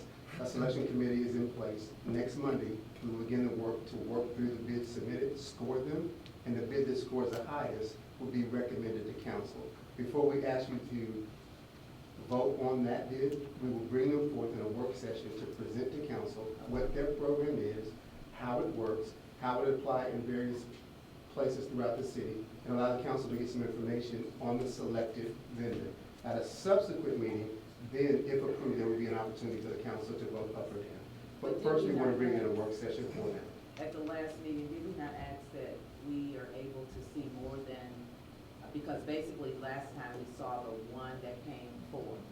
Did we not ask to see something a little more? So that's typically throughout the solicitation process. It works through a scoring process managed by our procurement manager, Mr. Kerr. and that results in a recommended vendor to the council. That's the standard process, I believe, that we use, and they would then present to council in a work session format so that you could ask questions, learn more about the program, how would it apply in our recreation centers, what location could they bring, what are their experience, qualifications. You could completely vet them in a work session format, and then we would bring them forward at a subsequent meeting for up or down vote. Okay, Ms. Gunn? So, I guess my first question, this is a program that caters to teenagers, correct? Correct. And do they have summer programs? They do. So is there a contingency plan for summer At based Burdette? on, at Burdette? We would hope to work through the selected vendor. We'll bring forth a recommended vendor from the selection process on May 14th. If that vendor is approved at the subsequent meeting, they would be in position for the summer to be able to provide program at Burdette as well as other locations as well. So that is the immediate contingency in place to replace the teen program currently housed at Burdette through Future Seekers. So what it sounds like, it'll probably be another 30 to 60 days for this process? That is correct. The current program that Future Seekers is operating was previously scheduled to end on May 6th. It's the end of their program for the current school year.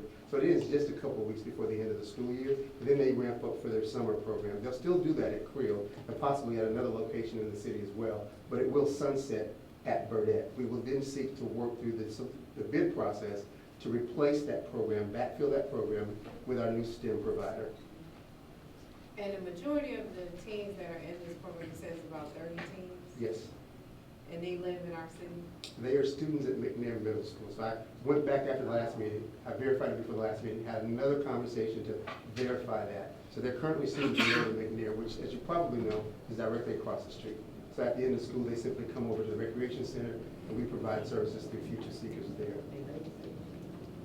Okay, lastly, where are you taking the program? What other locations in the city? There is some interest, I believe, in District 1 to locate the program in District 1. We've not confirmed that, but there's certainly some interest there that we will pursue in very short order. Okay, we'll have Ms. Rouse and we'll take the vote. My question is about your STEM selection process. So you envision only selecting one vendor to provide services citywide, or is that not yet determined? That is not yet determined because we haven't reviewed the submissions yet. Okay. That is our stated goal throughout the solicitation document that we put out. Seeks to identify a vendor that can provide services across the city, not at a single location. I have not reviewed the bid yet, as the process has not gotten to that stage, but yes, that is our stated goal through the scope of work, is to be able to provide STEM services in more than one location. And just clarification, although we're seeking to provide STEM services citywide, how does that impact the long list of providers? Do they still have access to provide programming through the facility agreements? Yes, so the facility So agreements. they'll work in partnership. That is exactly right. So it could come in a number of different iterations. We have an existing primary after-school program, as you know, at Sandtown, Cliftondale, Burdette, and Welcome All. We would like to infuse some of these STEM programming options into our current after-school program to support students better academically. So we would look to that as being one of the options. But the 13 to 17-year-old is a real growth area for us, and it's often where kids get off track in the middle school area. So we want to definitely focus on that age group to provide more services, to make sure that we provide as many positive options as we can for some of the young folks that you saw standing on this stage earlier this evening. And thank you for that. I think the public would be happy to know, like I said, expanding our service, because as you know, it's pretty much school age at St. House, so I'm definitely interested in making sure our kids are safe. Yes, ma'am. All right, let's vote. All those in favor?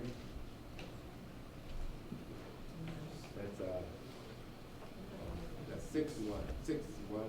Abstaining, not voting, Ms. Gunn. Next. Next item is the second reading and approval of administration ordinance. Does this ordinance put the police department under the council? Madam Clerk? Madam? Yes, sir, it does. I consider that a violation of the charter. The police department is administrative, and the charter says that the administrative comes under the purview of law. So if that is the case, I can't accept no motion on that if it violates the charter.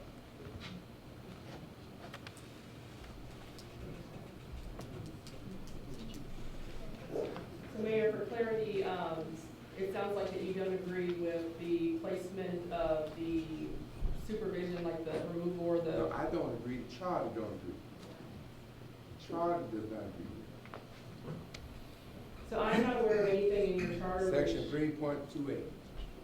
Well, in response to your comment, Mayor, I am not aware of anything in your charter that that takes away the ability of this mayor and council to appoint or to remove the police chief. Do you agree that the police chief is administrative? No, I do agree that the police chief is administrative and. Okay, you agree to that? He handles the administration. So you can't, that's what the charter says. I cannot allow a vote in this body that violates the charter. Well, Mayor, if you'll allow me to explain, I mean, I really don't care how you guys handle the police chief. I have no personal interest in how you do it, and how you elect to do it should be a collective decision of the mayor and council. But as far as what the charter says, that section provides that the city manager is responsible for supervision of administration of those persons who were hired or who were hired by him. It expressly states that. He did not hire the police chief, so therefore that section would not be applicable. Now, what the charter does say is that you have the ability to remove who you hire and fire pursuant to, as required by law. Now, you guys have created a law that gives you the ability to hire and fire the police chief. So we would have to interpret your ordinances to not be law to say that you don't have that ability to create that. Whether you guys. Now, and I can provide clarity too. I was actually instructed by the city manager to put that provision in there. When I drafted this, I did not have that provision about the police chief in there. The instruction to the city manager to me was that there was ambiguity as to who the police chief reports to. So he said because the council wants to make the decision to hire or fire the police chief, for clarity purposes, it would be cleaner to keep him reporting directly to the council versus reporting to Mr. Donald, but then Mr. Donald not having the ability to supervise or hire fire. Thank you, ma'am. That's not accurate. You want to say something? Well, that was my understanding. That's not accurate, so I'm not gonna. Mr. Khalid, I mean, I'm sorry, So we should talk about that in executive session, because that's not So accurate. I had questions about this one too.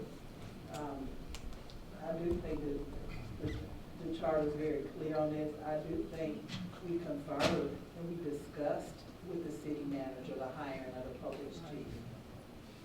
And he did the hiring, so I'm very clear about that. So, other than this, I'm comfortable with everything except section BI, frankly. Mr. Kelly? That's what occurred. Mr. We Kelly? agreed to that. I think we can probably hold this and have some more discussion. I do believe that if there's a charter issue, we can change the charter by ordinance. And so we might need to just go through that process. But I'm not sure that we need to do that tonight. We did that already. Well, I think what the mayor is saying is that he would like for the council to adjust this ordinance to where the police chief does not report to the council. I think, is that, Mayor, correct? This man got a job to do. He ain't kind of report to no 8 people. You know, he needs to have one person he can report to and get about the business of protecting and serving the people in the city. So I'll guarantee he'll get 12 phone calls. So each one of them. So I'm gonna, is there a motion on the floor? He still has the floor. Is there a motion on the floor right now, Madam Clerk? No. So I'm just gonna make a motion to hold this. Second. The properly moved and second the whole discussion. I think Mrs. Willis is in the queue.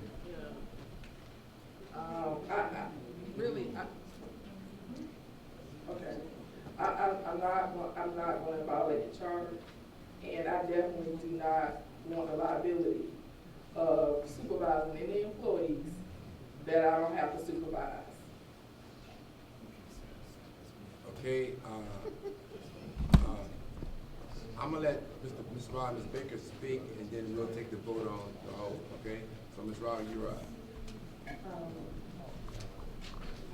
I don't support taking no action on this ordinance because we have discussed the other thing that I do think we need to clarify as it relates to the city treasurer and the finance department. Like I said, I'm in agreement with the exception to that because I think we're touching in the area we need to leave alone. But, Mr. Khalid, you otherwise, make a motion. I think we need to deal with this. It's been lingering for far too long. You're gonna make a motion, Mr. Khalid, you want to just. I'll second you. And I second. Y'all doing a whole lot of seconds. I do actually agree with Councilman Morale. I'll withdraw because I do think we need to at least, I'll withdraw so that we can make an amended motion to approve it. Make your amended motion. I would like the motion to approve resolution 29-008, striking section BI under section 1-6007, appointment and removal of department heads and directors. Is that appropriate, Madam Attorney? Second. Properly moved and second. Yeah, that's fine. You guys, it's your discretion to do the police chief report Properly discussion. moved and second discussion. Mr. Baker's in the queue. Right, so, just for clarity, who does it report to now? If we vote on Right this? now, he's reporting to Donald. But Mr. Donald. if we pass this, who does it report to? He will report to the council. No. No, right now he's. No, if you It can't pass be it, any it's time. written, he'll report to the council. But If- if you accept the amended motion, then he will continue to report to Mr. Donald. Okay. Okay, I'll vote for that twice. Okay, Mr. Baker has spoken. We're gonna vote. All those in favor? Okay, what you I'm trying to say something, not anyone. What I just said, I was gonna close it out after Mr. Baker. Let's vote. All those in favor? That passes. 5-2. Okay, next. Wait. There was some language in here. We passed on, who we reported to. There was some language in here that there was an and or, which I think that it should just be and Well, under hiring. Madam Attorney, Madam Attorney, I asked during that conversation, was the motion sufficient? And the answer was yes. We still agree to that? Well, if there's gonna be an additional change, you would have to do a motion to reconsider, and that's assuming that you were in the majority of who voted to approve. So I can make a motion. to You reconsider. can make a motion, you can't. Oh, well, you didn't vote, No, then she you can't didn't make a vote motion. for it. She's not in affirmative side. Can't do it. No, she's not on the No, affirmative side. not if you were not, in support of the prior motion. Right. Can I revise this? No, only someone who was in support of the motion can make a motion to reconsider. But that's not what I'm asking. I'm asking, later, can I revise it? I think in here where the language says and or, it should just say and. I think it should be the city manager and the finance director who should make the decision, not one or the other. And that's what I wanted to say, but didn't get an opportunity to, so therefore, I'm gonna bring it back. Okay. All right, next item.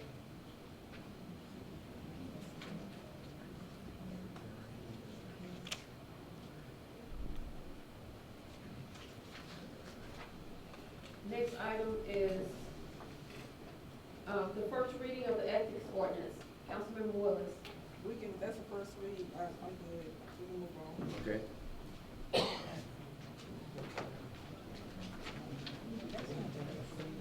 That's not the first read. This is my Oh, then she legislation, took it out. and She this is took the it out. first read. Yeah, she took it out.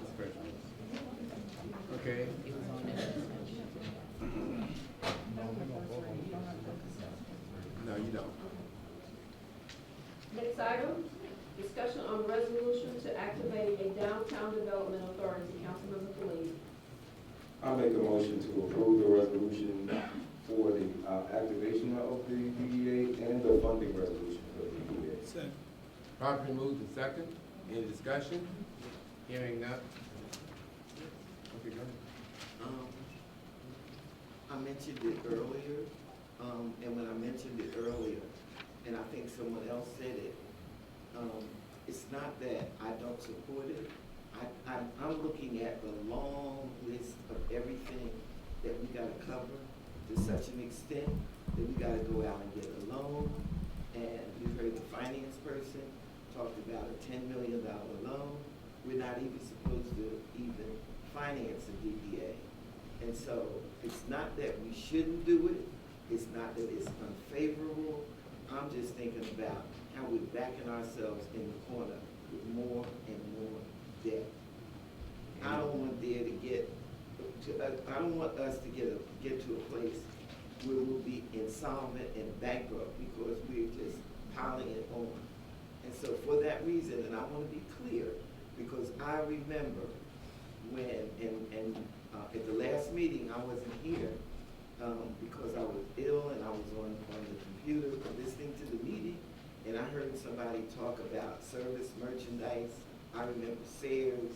I remember Pikes on Flat Shoals Road. I remember shopping in Old National and how wonderful it was. So in Ridgeway, yeah, I remember all of that.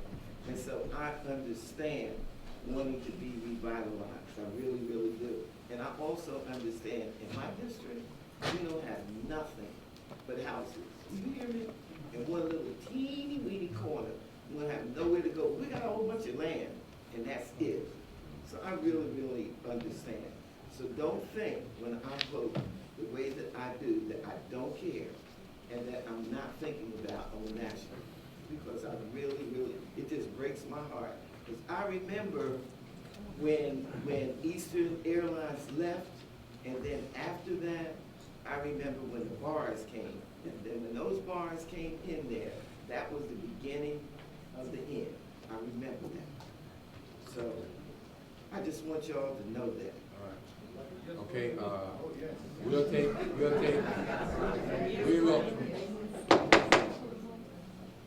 will have Mr. Khalid, then we'll take the vote. Okay, I'm confused because in one moment, we got way more than $80,000 in the bank. We got all this money in the bank. We budgeted, in our budget tonight, we're budgeting $600,000 for tennis courts. On Sunday, we're gonna spend $70,000 so people can drop off trash. Oh, National ain't worth a day of trash? I'm just asking for $50,000. I'm just asking for $50,000 for decades. And I'm gonna ask for my colleagues to respect me, just for a few minutes. Absolutely. Thank you. For decades, people have talked. Politicians have talked. We're gonna do something about Old National. And for decades, Mayor, those of us who are still in Old National have been waiting. But this isn't just about Old National. The DDA is good for the city. At 5 p.m., our own city financial planner, the man that does this for 35 years in multiple municipalities, and we pay him money, not that we listen to anybody that we pay, not that we listen to our advisors, but he says that we should do this now. This is good for the city. And please believe me when I say I have the interests of the city at heart. Let me show you how. We talked about this for 2 hours on April 9th. And did you know where I was on April 10th? I was down at the Fulton County Government Center, sitting across from the Fulton County Commission with my colleagues. We were fighting to get control of a list of properties from the county. Wolf Creek, Southwest Art Center, Tom Low, all of these things we were fighting to get control of. Not one of the items on that list is Old National. But Old National tax dollars paid for all of it. No, there was a public notice. There was a public notice of that meeting. There was a public notice of that meeting. No, we started that meeting in public. We had a public All meeting that- before all we got that- finished. Mr. Khalid, you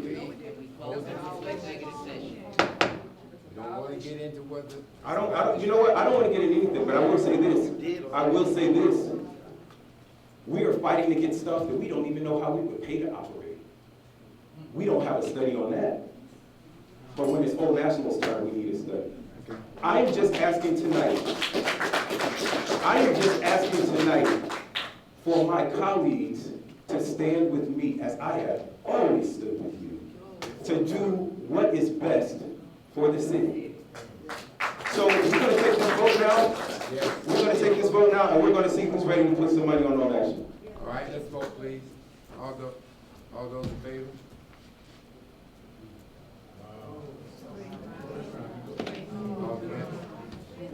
All those against? All those against? That passed. That does not pass. That fails for lack of vote. Okay, Mr. Clerk? I did vote. It's 4-3. No, it's 3-5. It was 3-5. 3-5. Can't be 3-5, because we only have 7 council. 3-4, with the mayor not voting, 3-4. Okay. Okay, since Councilmember Khalid combined the funding with that, the next item on the agenda is, we'll go to item number 16, council approval of the IGA between City of Union City and City of South Fulton to repave Hunter Road. Public Works Board? Public Works.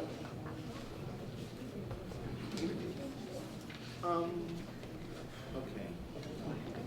The IGA with Union City, the first thing that struck me was that under the payment section, Union City agrees to reimburse South Fulton for 65% of the total cost. I don't know why we gotta upfront the cost. That's number one. No, I got that. That's fine, but it's road. Go ahead. Good evening, Mayor and Council. The 65% is for Union City to reimburse back to the city in order to let the Hunter Road for the service and purposes. I understand that, but I want to know why we have to upfront the money and why they can't do it. They're gonna upfront 65% and we're paying 35%. I understand that, but they're asking us to upfront the money so they can pay us back. So I already looked at all the properties. We own 5 pieces of property, they own 6. Majestic is there.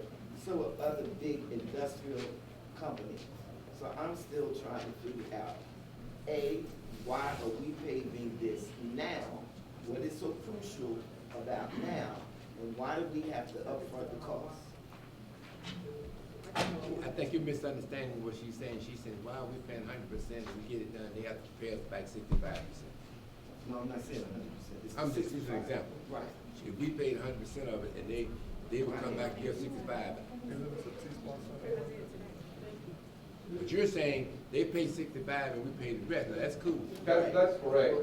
We're not gonna upfront the 100% of the funds.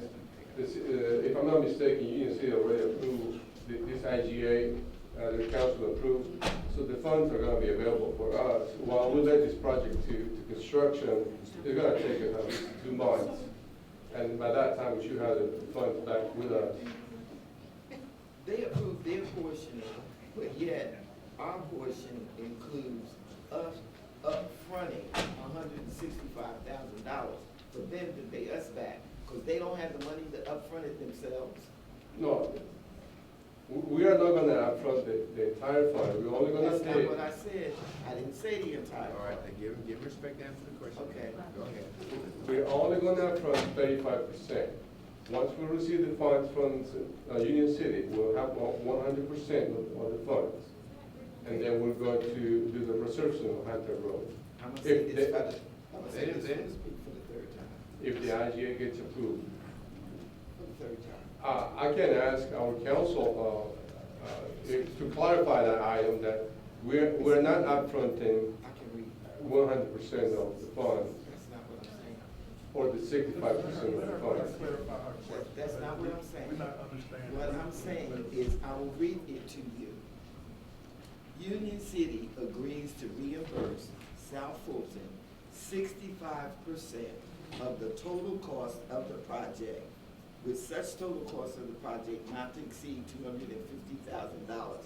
They want to reimburse us because we're gonna upfront the $162,000 and they're gonna pay us back.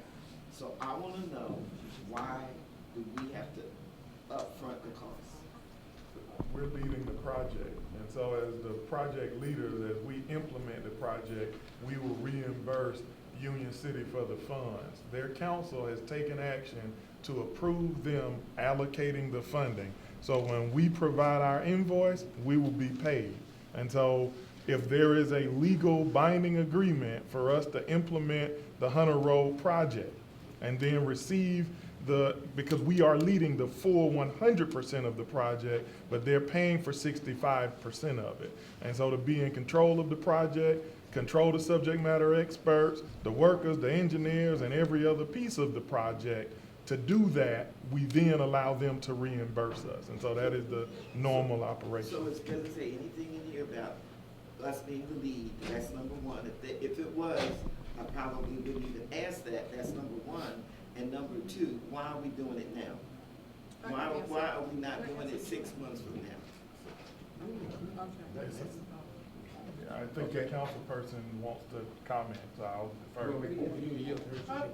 Hunter Road is in District 3, and the reason we're doing it now, obviously you must not have driven down Hunter Road. There are big craters in the road, and it is a hazard for any resident to drive down. Councilwoman Gums didn't realize this was on the agenda today.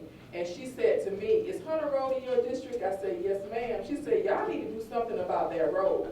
So the thing is, if we do not resurface that road, and I agree with City Manager Donald, we do need to lead the project because we need to make sure this road is done right. Because they have patched the road over and over and over again, and it comes and the road is still left in disrepair. Half of the road belongs to the city of South Fulton, half of the road belongs to Union City. And I understand there may be some type of contention between the two cities, but there are going to be some cases where we are going to have to work together for the good of the people.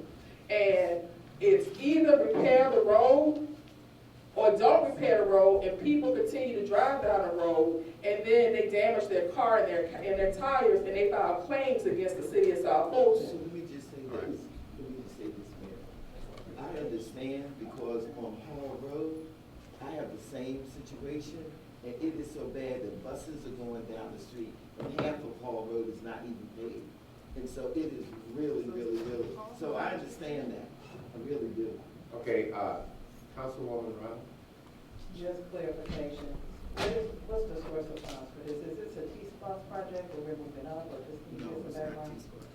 We were able to allocate contingency funds or unforeseen conditions that come out of T-Splosh funds. So the 35% is coming out of T-Splosh funds. We have a section that we can allocate when we have those kind of projects that are in an urgent need to be done. Okay. And the 65%, 35% is a good number for the city of South Fulton. Okay, Ms. Gums? So I guess one question I have is about the 30 days. So if we go into this agreement and for some reason we decide that we can't work together, what's going to happen with it? Well, it is a liability for the city of South Fulton. We cannot patch Hunter Road. It has the paving conditions, it's an alligator crack that we can't patch any longer. We can do it small patches. So we must do a resurfacing of the road and stripe it properly, and then we'll have it a better road. I don't think you answered my question, but I kind of get where you're going.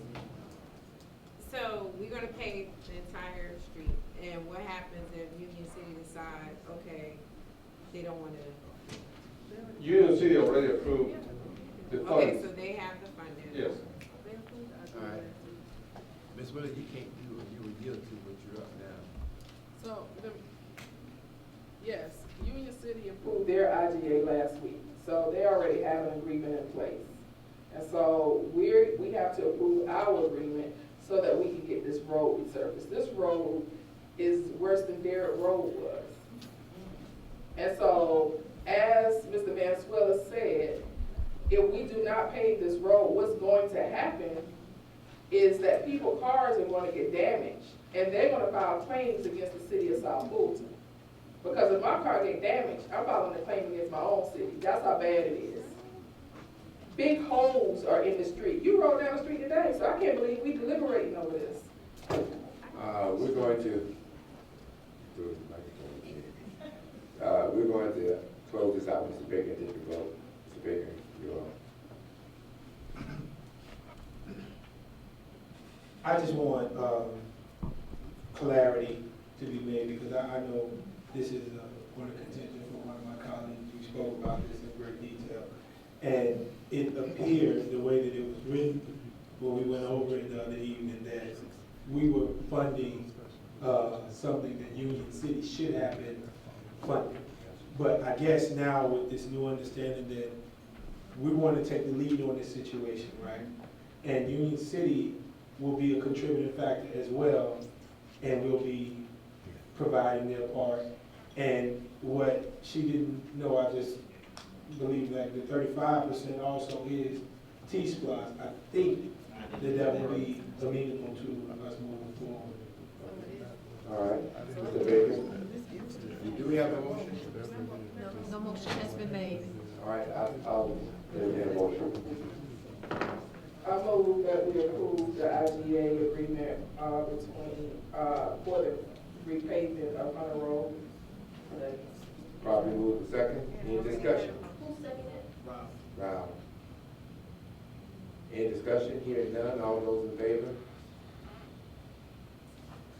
That passes 6 unanimous. Thank you, Ms. Gilliard.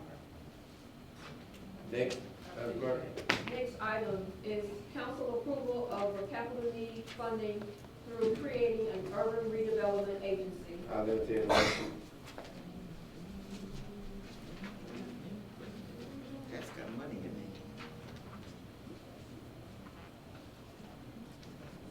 it. I'll entertain a motion. I make a motion that we move forward with approving Funding through the urban, creating an urban redevelopment agency. urban redevelopment. Properly moved to second. Any discussion? Yes. I would like to know how we are approving funding for a development authority when we just disapproved funding for another development authority. The development authority that I propose builds commercial properties that pay property taxes. The Urban Renewal Authority will raise your millage rate to build government buildings that do not pay taxes, that do not generate revenue for our city. So someone please tell me how this makes financial sense. Let's vote. All those in favor?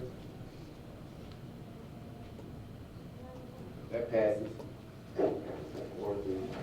Next, Mr. Madam Clerk. The next item is the first reading of adoption of the FY 19 mid-year budget amendment. And She doesn't need anything else first reading. It says done. Oh, the budget. yeah, need to waive the first reading, no, waive the second reading? So I think the mayor, can we have some comment on this item before you take any action? Yeah, go right ahead. It's first reading. I think I just want to provide some clarity. I believe that the treasurer is asking for you to waive the first reading piece because some of the funding that will be allocated, I believe he needs to make some financial adjustments now. So some of those things I think related to Merck Miles and some of those other activities. I'm not going to speak on his behalf, but I think you should allow him an opportunity to explain it. I think secondly, there are a couple of items that we have discussed that did not make it into the budget amendment. And so whatever you approve, I would ask that when you approve it, you allow the treasurer flexibility to input those items based on your reading. So I'll defer to him. I know I sent you a memo and we talked about the senior communications manager position. I think there was another IT expense. And so those items did not make it into the budget modification items that you were sent a few weeks ago. And so again, I'll defer to the CFO on what he is specifically asking you to do, but this is your opportunity. If all of your priorities are not included, you want to make sure that they are, and the direction that you give us allows us to balance the budget accordingly. Mr. Malazzi. So we have budget resolution, we have budget ordinance. So the difference between budget resolution and budget ordinance is that we pass the budget with the highest authorization of the council, that's through budget ordinance. However, when we are passing the budget ordinance, most of the time we would have public hearings, several public hearings. So we adopt that very same day because we had several. In this case, today we are using budget ordinance, which is not a resolution. It requires 2 readings. And if you waive one of the first reading, that means you are going to pass it today. If you are not waiving that, that means you can't pass it. It will require second reading. That means there's nothing we can do with the budget amendment until the second reading of the ordinance.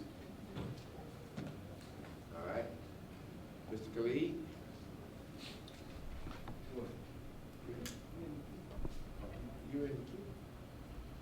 You're not supposed to be in it?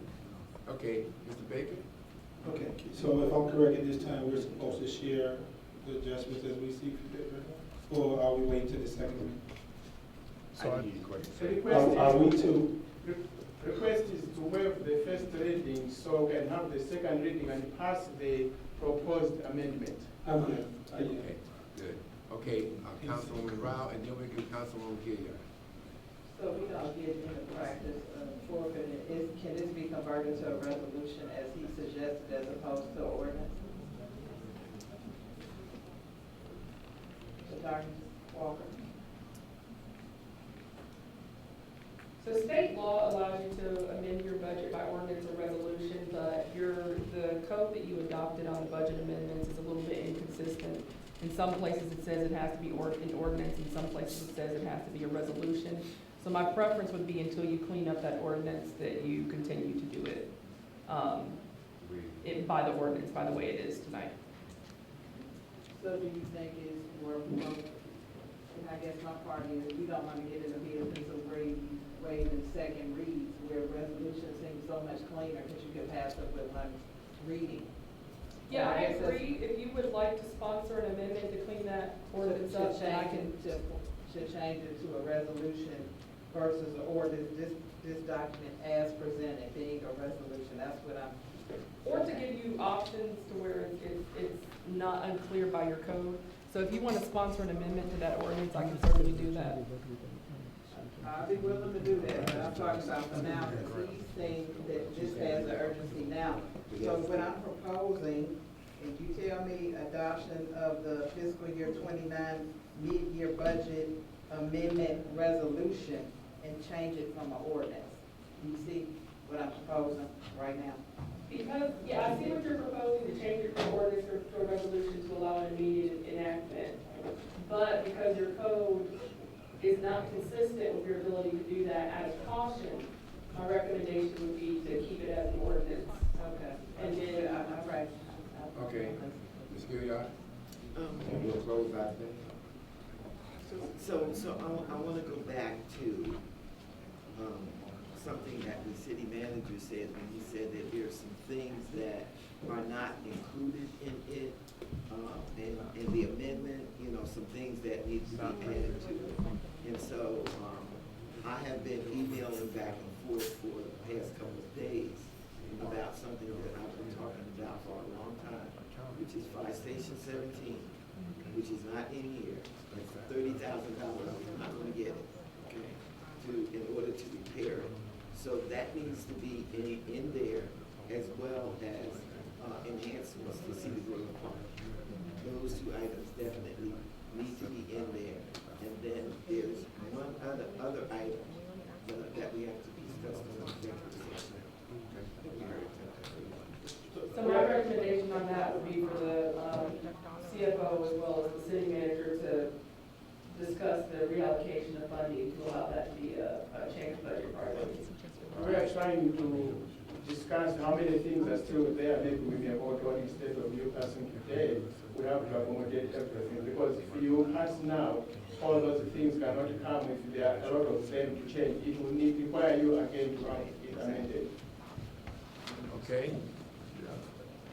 I think, Mayor, just getting some clarity and speaking with the treasurer and assistant city manager and the budget manager, those items, while you receive some of the information this evening, it may be appropriate to actually keep that second reading. I think also, again, if you have some priorities, which I think were all included, it just gives you time to, if something is missing or the appropriate allocation is not there, having the second reading in between times, you can coordinate with the treasurer and ensure that all of those things are included.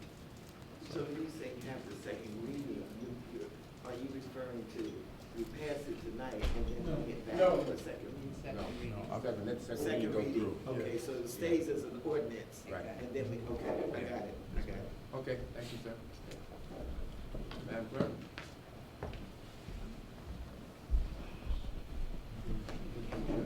So the first reading of the traffic calming ordinance, Councilman Young.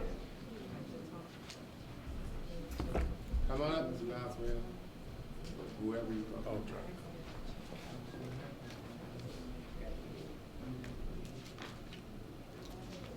Mayor and Council, with regards to traffic calming, we have heard from you around 17 requests for traffic calming throughout the city of South Fulton.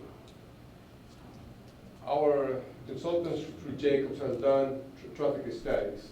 Out of those traffic studies, 3 of those didn't meet the guidelines in order to provide traffic calming. So, and the step that the city of South Fulton is missing, it is a traffic ordinance, a traffic calming ordinance for the city of South Fulton. And what we're proposing to you all for consideration is, if you go into your documentation, under page 7, it explains to you the steps that a traffic calming can provide to the city of South Fulton. The first step would be the initial interest petition that's listed on section 3 under item A, which states that 75% interest of the community should be listed. Then we're going to go into traffic calming study. If which is listed under section 7, item B1, which after the traffic study is done, the study should provide at least an 85 percentile of the data received, or that which should be over 11 miles per hour. After that conclusion and study, we're going into a conceptual design. Subsequently, we're going to public comments and an approval petition. At that point, under section 10 of the ordinance, item F, you should see the steps that an approval petition should follow. After the approval of that, we're going to go into different concepts of installation of devices, which is listed as in the toolbox under Appendix A. So this is the first reading for you all to understand and to provide back to us comments on how we would like to have the traffic calming ordinance for the city of South Fulton. Thank you so much. Thank you so much, Mr. Valenzuela. Next, Madam Clerk. Next item is approval to amend the resolution for establishing appointments for the Development Authority. Councilmember Baker. Yes, I'd like to make a motion to approve this ordinance and appoint the following individuals consecutively. Number 1, Stacy Blakely. Number 2, Shelley Lamar. Can Can we clarify as you go down to this position one that you're referring to? Yes, position one, Stacy Brinkley, Shelley Lamar, Jamal Grooms, Andrew Pearson, Rick Ross, Arnold Jiggets, and myself, Mark Baker. Second. Discussion, Mr. Baker, I have a question. Do these, I don't know what the state law says, do they have to live in our city? What do they all do? Huh, they all do? Yes. All right, because I know Andrew Pearson hasn't go. All right,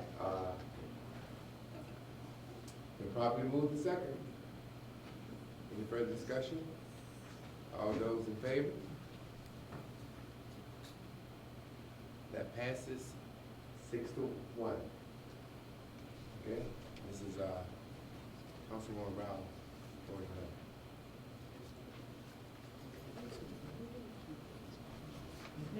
Next. Next item is council approval to amend a resolution for city anniversary. Councilmember Woods. Oh, yes. Okay, this is just amending the resolution to allow for more time. The current resolution, based on interpretation, some of the committee was thinking they were pressed to have the anniversary commemoration plan within a week of the state of the city address. What this does is allow them to come back forward with a recommendation on what they plan and a date recommendation, and the council will approve that date. So I motion that we approve this amendment to the resolution. Is there a second? Properly moved to second. Any further discussion? Hearing none, all those in favor?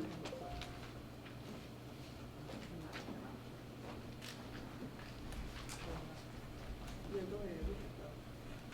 All those in favor? All right. Show of hands. That passes. Did y'all do Yeah, that Okay, fine. Okay, Madam Clerk? Council approval of memorandum of understanding for EM Grants User Access Agreement, Fire Department. I accept the motion. I'll accept the motion. I'd like to make a motion to approve council, approval of, I don't have the. MOU. The MOU. Second. EMS grant, Second. Got you. Probably moved to second. Discussion, Ms. Gilliard. I want to know what is the funding cycle and how much funding would be available?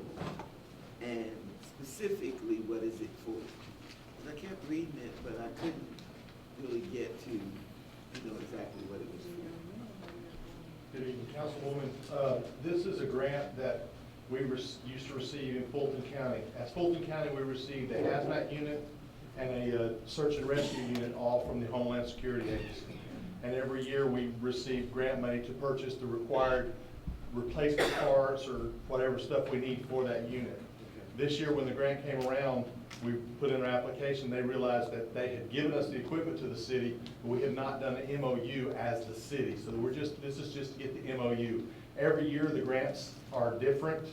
I know for the GSAR grants this year, they're a lot smaller because they're doing a lot more unified stuff for the state, but this one, for the hazmat grant, it's just a little bit more. But this MOU just clearly, it cleans it up to where we, as the city of South Fulton, are the persons asking for the grant instead of Fulton County. Thank you. All right. No further discussion? Yes, and I actually have a comment on this one. So this ordinarily would be something that the city manager would have authority to approve without it coming to the council. I asked the fire department to put this on the agenda because this state agency, one of the conditions of getting this grant when I was reviewing the contract, if you look to page 237, actually, let me make sure that's the correct page. And 160 of 222, where it says limitation of liability. There is, the second sentence under limitation of liability, it says that you would have to indemnify or hold the state harmless from any action brought against the state due to its provision of this grant to the city. The state of Georgia has put a lock on this agreement where we cannot amend it, which means that I can't revise this to take that language out. So if you move forward with receiving this grant, I just want the council to have notice that the state of Georgia is expecting, if for any reason they are sued by someone because they provided you with this grant, the city would indemnify the state. Okay. Thank you. Ms. Foley? I make a motion to approve the. I'm sorry. You already need to vote. That passes unanimously. That passes unanimously.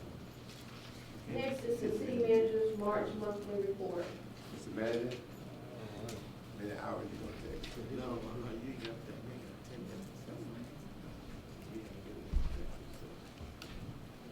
Good evening, Mayor and Council. I think, as you know, at this meeting, we provide the written report, which is both online as well as in your package. It is 42 pages, and so I won't go through all 42, but what I will just highlight is some of the areas of improvement and just actions that we have included. So I think we've expanded our customer response center activities to now include the airport noise complaint. And so we've gotten our first feedback from that first month. There are about 9 complaints citywide. I think it's just important to highlight that that's available now for our residents so that they can use that portion of the tool. These complaints actually came from 1 from District 1, 1 from District 2, 2 from District 3, 2 from District 4, 3 from District 5, and none from District 6 and District 7. So I think knowing that that tool is available, I'm certain that airport noise has an impact on those districts. So letting them know that should lift the number of complaints so that we can track it and provide information to the FCC. Additionally, there is an edit in the report that I wanted you guys to just see because we will have an amendment to it.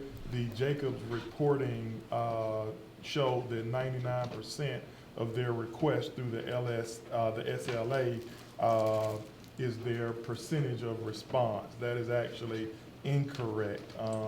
We will be updating that. Our programs and performance team is actually doing an audit, and so that 99% is not correct.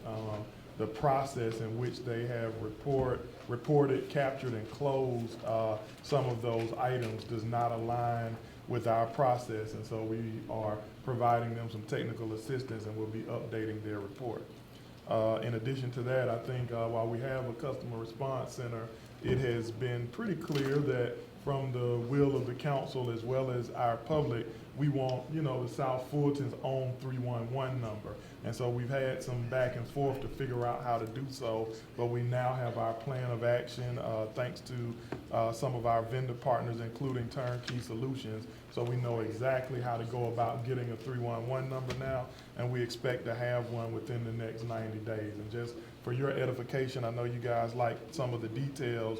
We'll be requesting that 311 set up through our phone vendor, and then we'll need to submit our boundaries to them, which of course will include Loch Lomond, and then we'll have to set up some MOUs with some of our neighboring jurisdictions so that if the 311 call is inappropriately sent to them, they would refer it or transfer them to us. And so we are on track to transitioning our customer response center to being a fully operational 311 center. And so we'll be making those improvements, and while the activities will take place over the next 90 days, it might be slightly longer before we can officially launch it. In addition to that, I think you guys are well aware, but for the edification of our public, the Spring Cleanup Day, formerly Amnesty Day, is upcoming, and residents can discard their bulky waste items as well as their trash at no cost to them from 8 a.m. to 4 p.m. and it is at 3 locations, Merck Road Transfer Station, Creel Park, and the South Fulton Service Center at 5600 Stonewall Tail. And then finally, which has come to much ado, The State of the City Address is on Thursday, May 2nd, 2019, at 7 p.m. Doors open at 6 p.m. Full details and the actual run-of show will be distributed to the council here in the next week, but we will not make it fully public because we want to give a quality surprise to our public. But it'll be an extraordinary evening, including remarks from the mayor as well as some highlights throughout the city, just kind of highlighting our accomplishments, our challenges, and our vision for the future. And so with that, that concludes my manager's report. But if you have any questions, of course, I'll entertain them at this time. Okay, everybody good? I would, if you want to, at this time, if you want to. I move that we go into executive session for personnel only. All right, because of time, I'm gonna do this, this is gonna do personnel and what real estate ad, which you did not get to be, talked about back there, okay? So let's go in, so we'll do this out.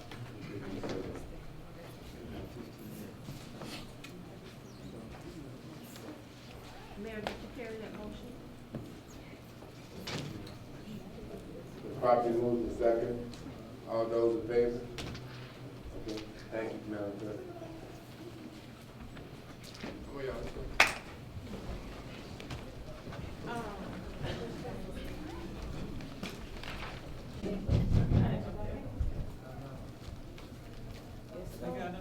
I need a motion to reconvene the meeting. I make a motion to close out executive session. Second. Second. That's not what we need to do, right? That's fine, that's fine. That's fine, okay. That's fine. Properly moved to second. In discussion, all those in favor? I make a motion that we, There was There was no- actions taken in executive session. No action taken. How you gonna tell us? I make a motion to adjourn. Second.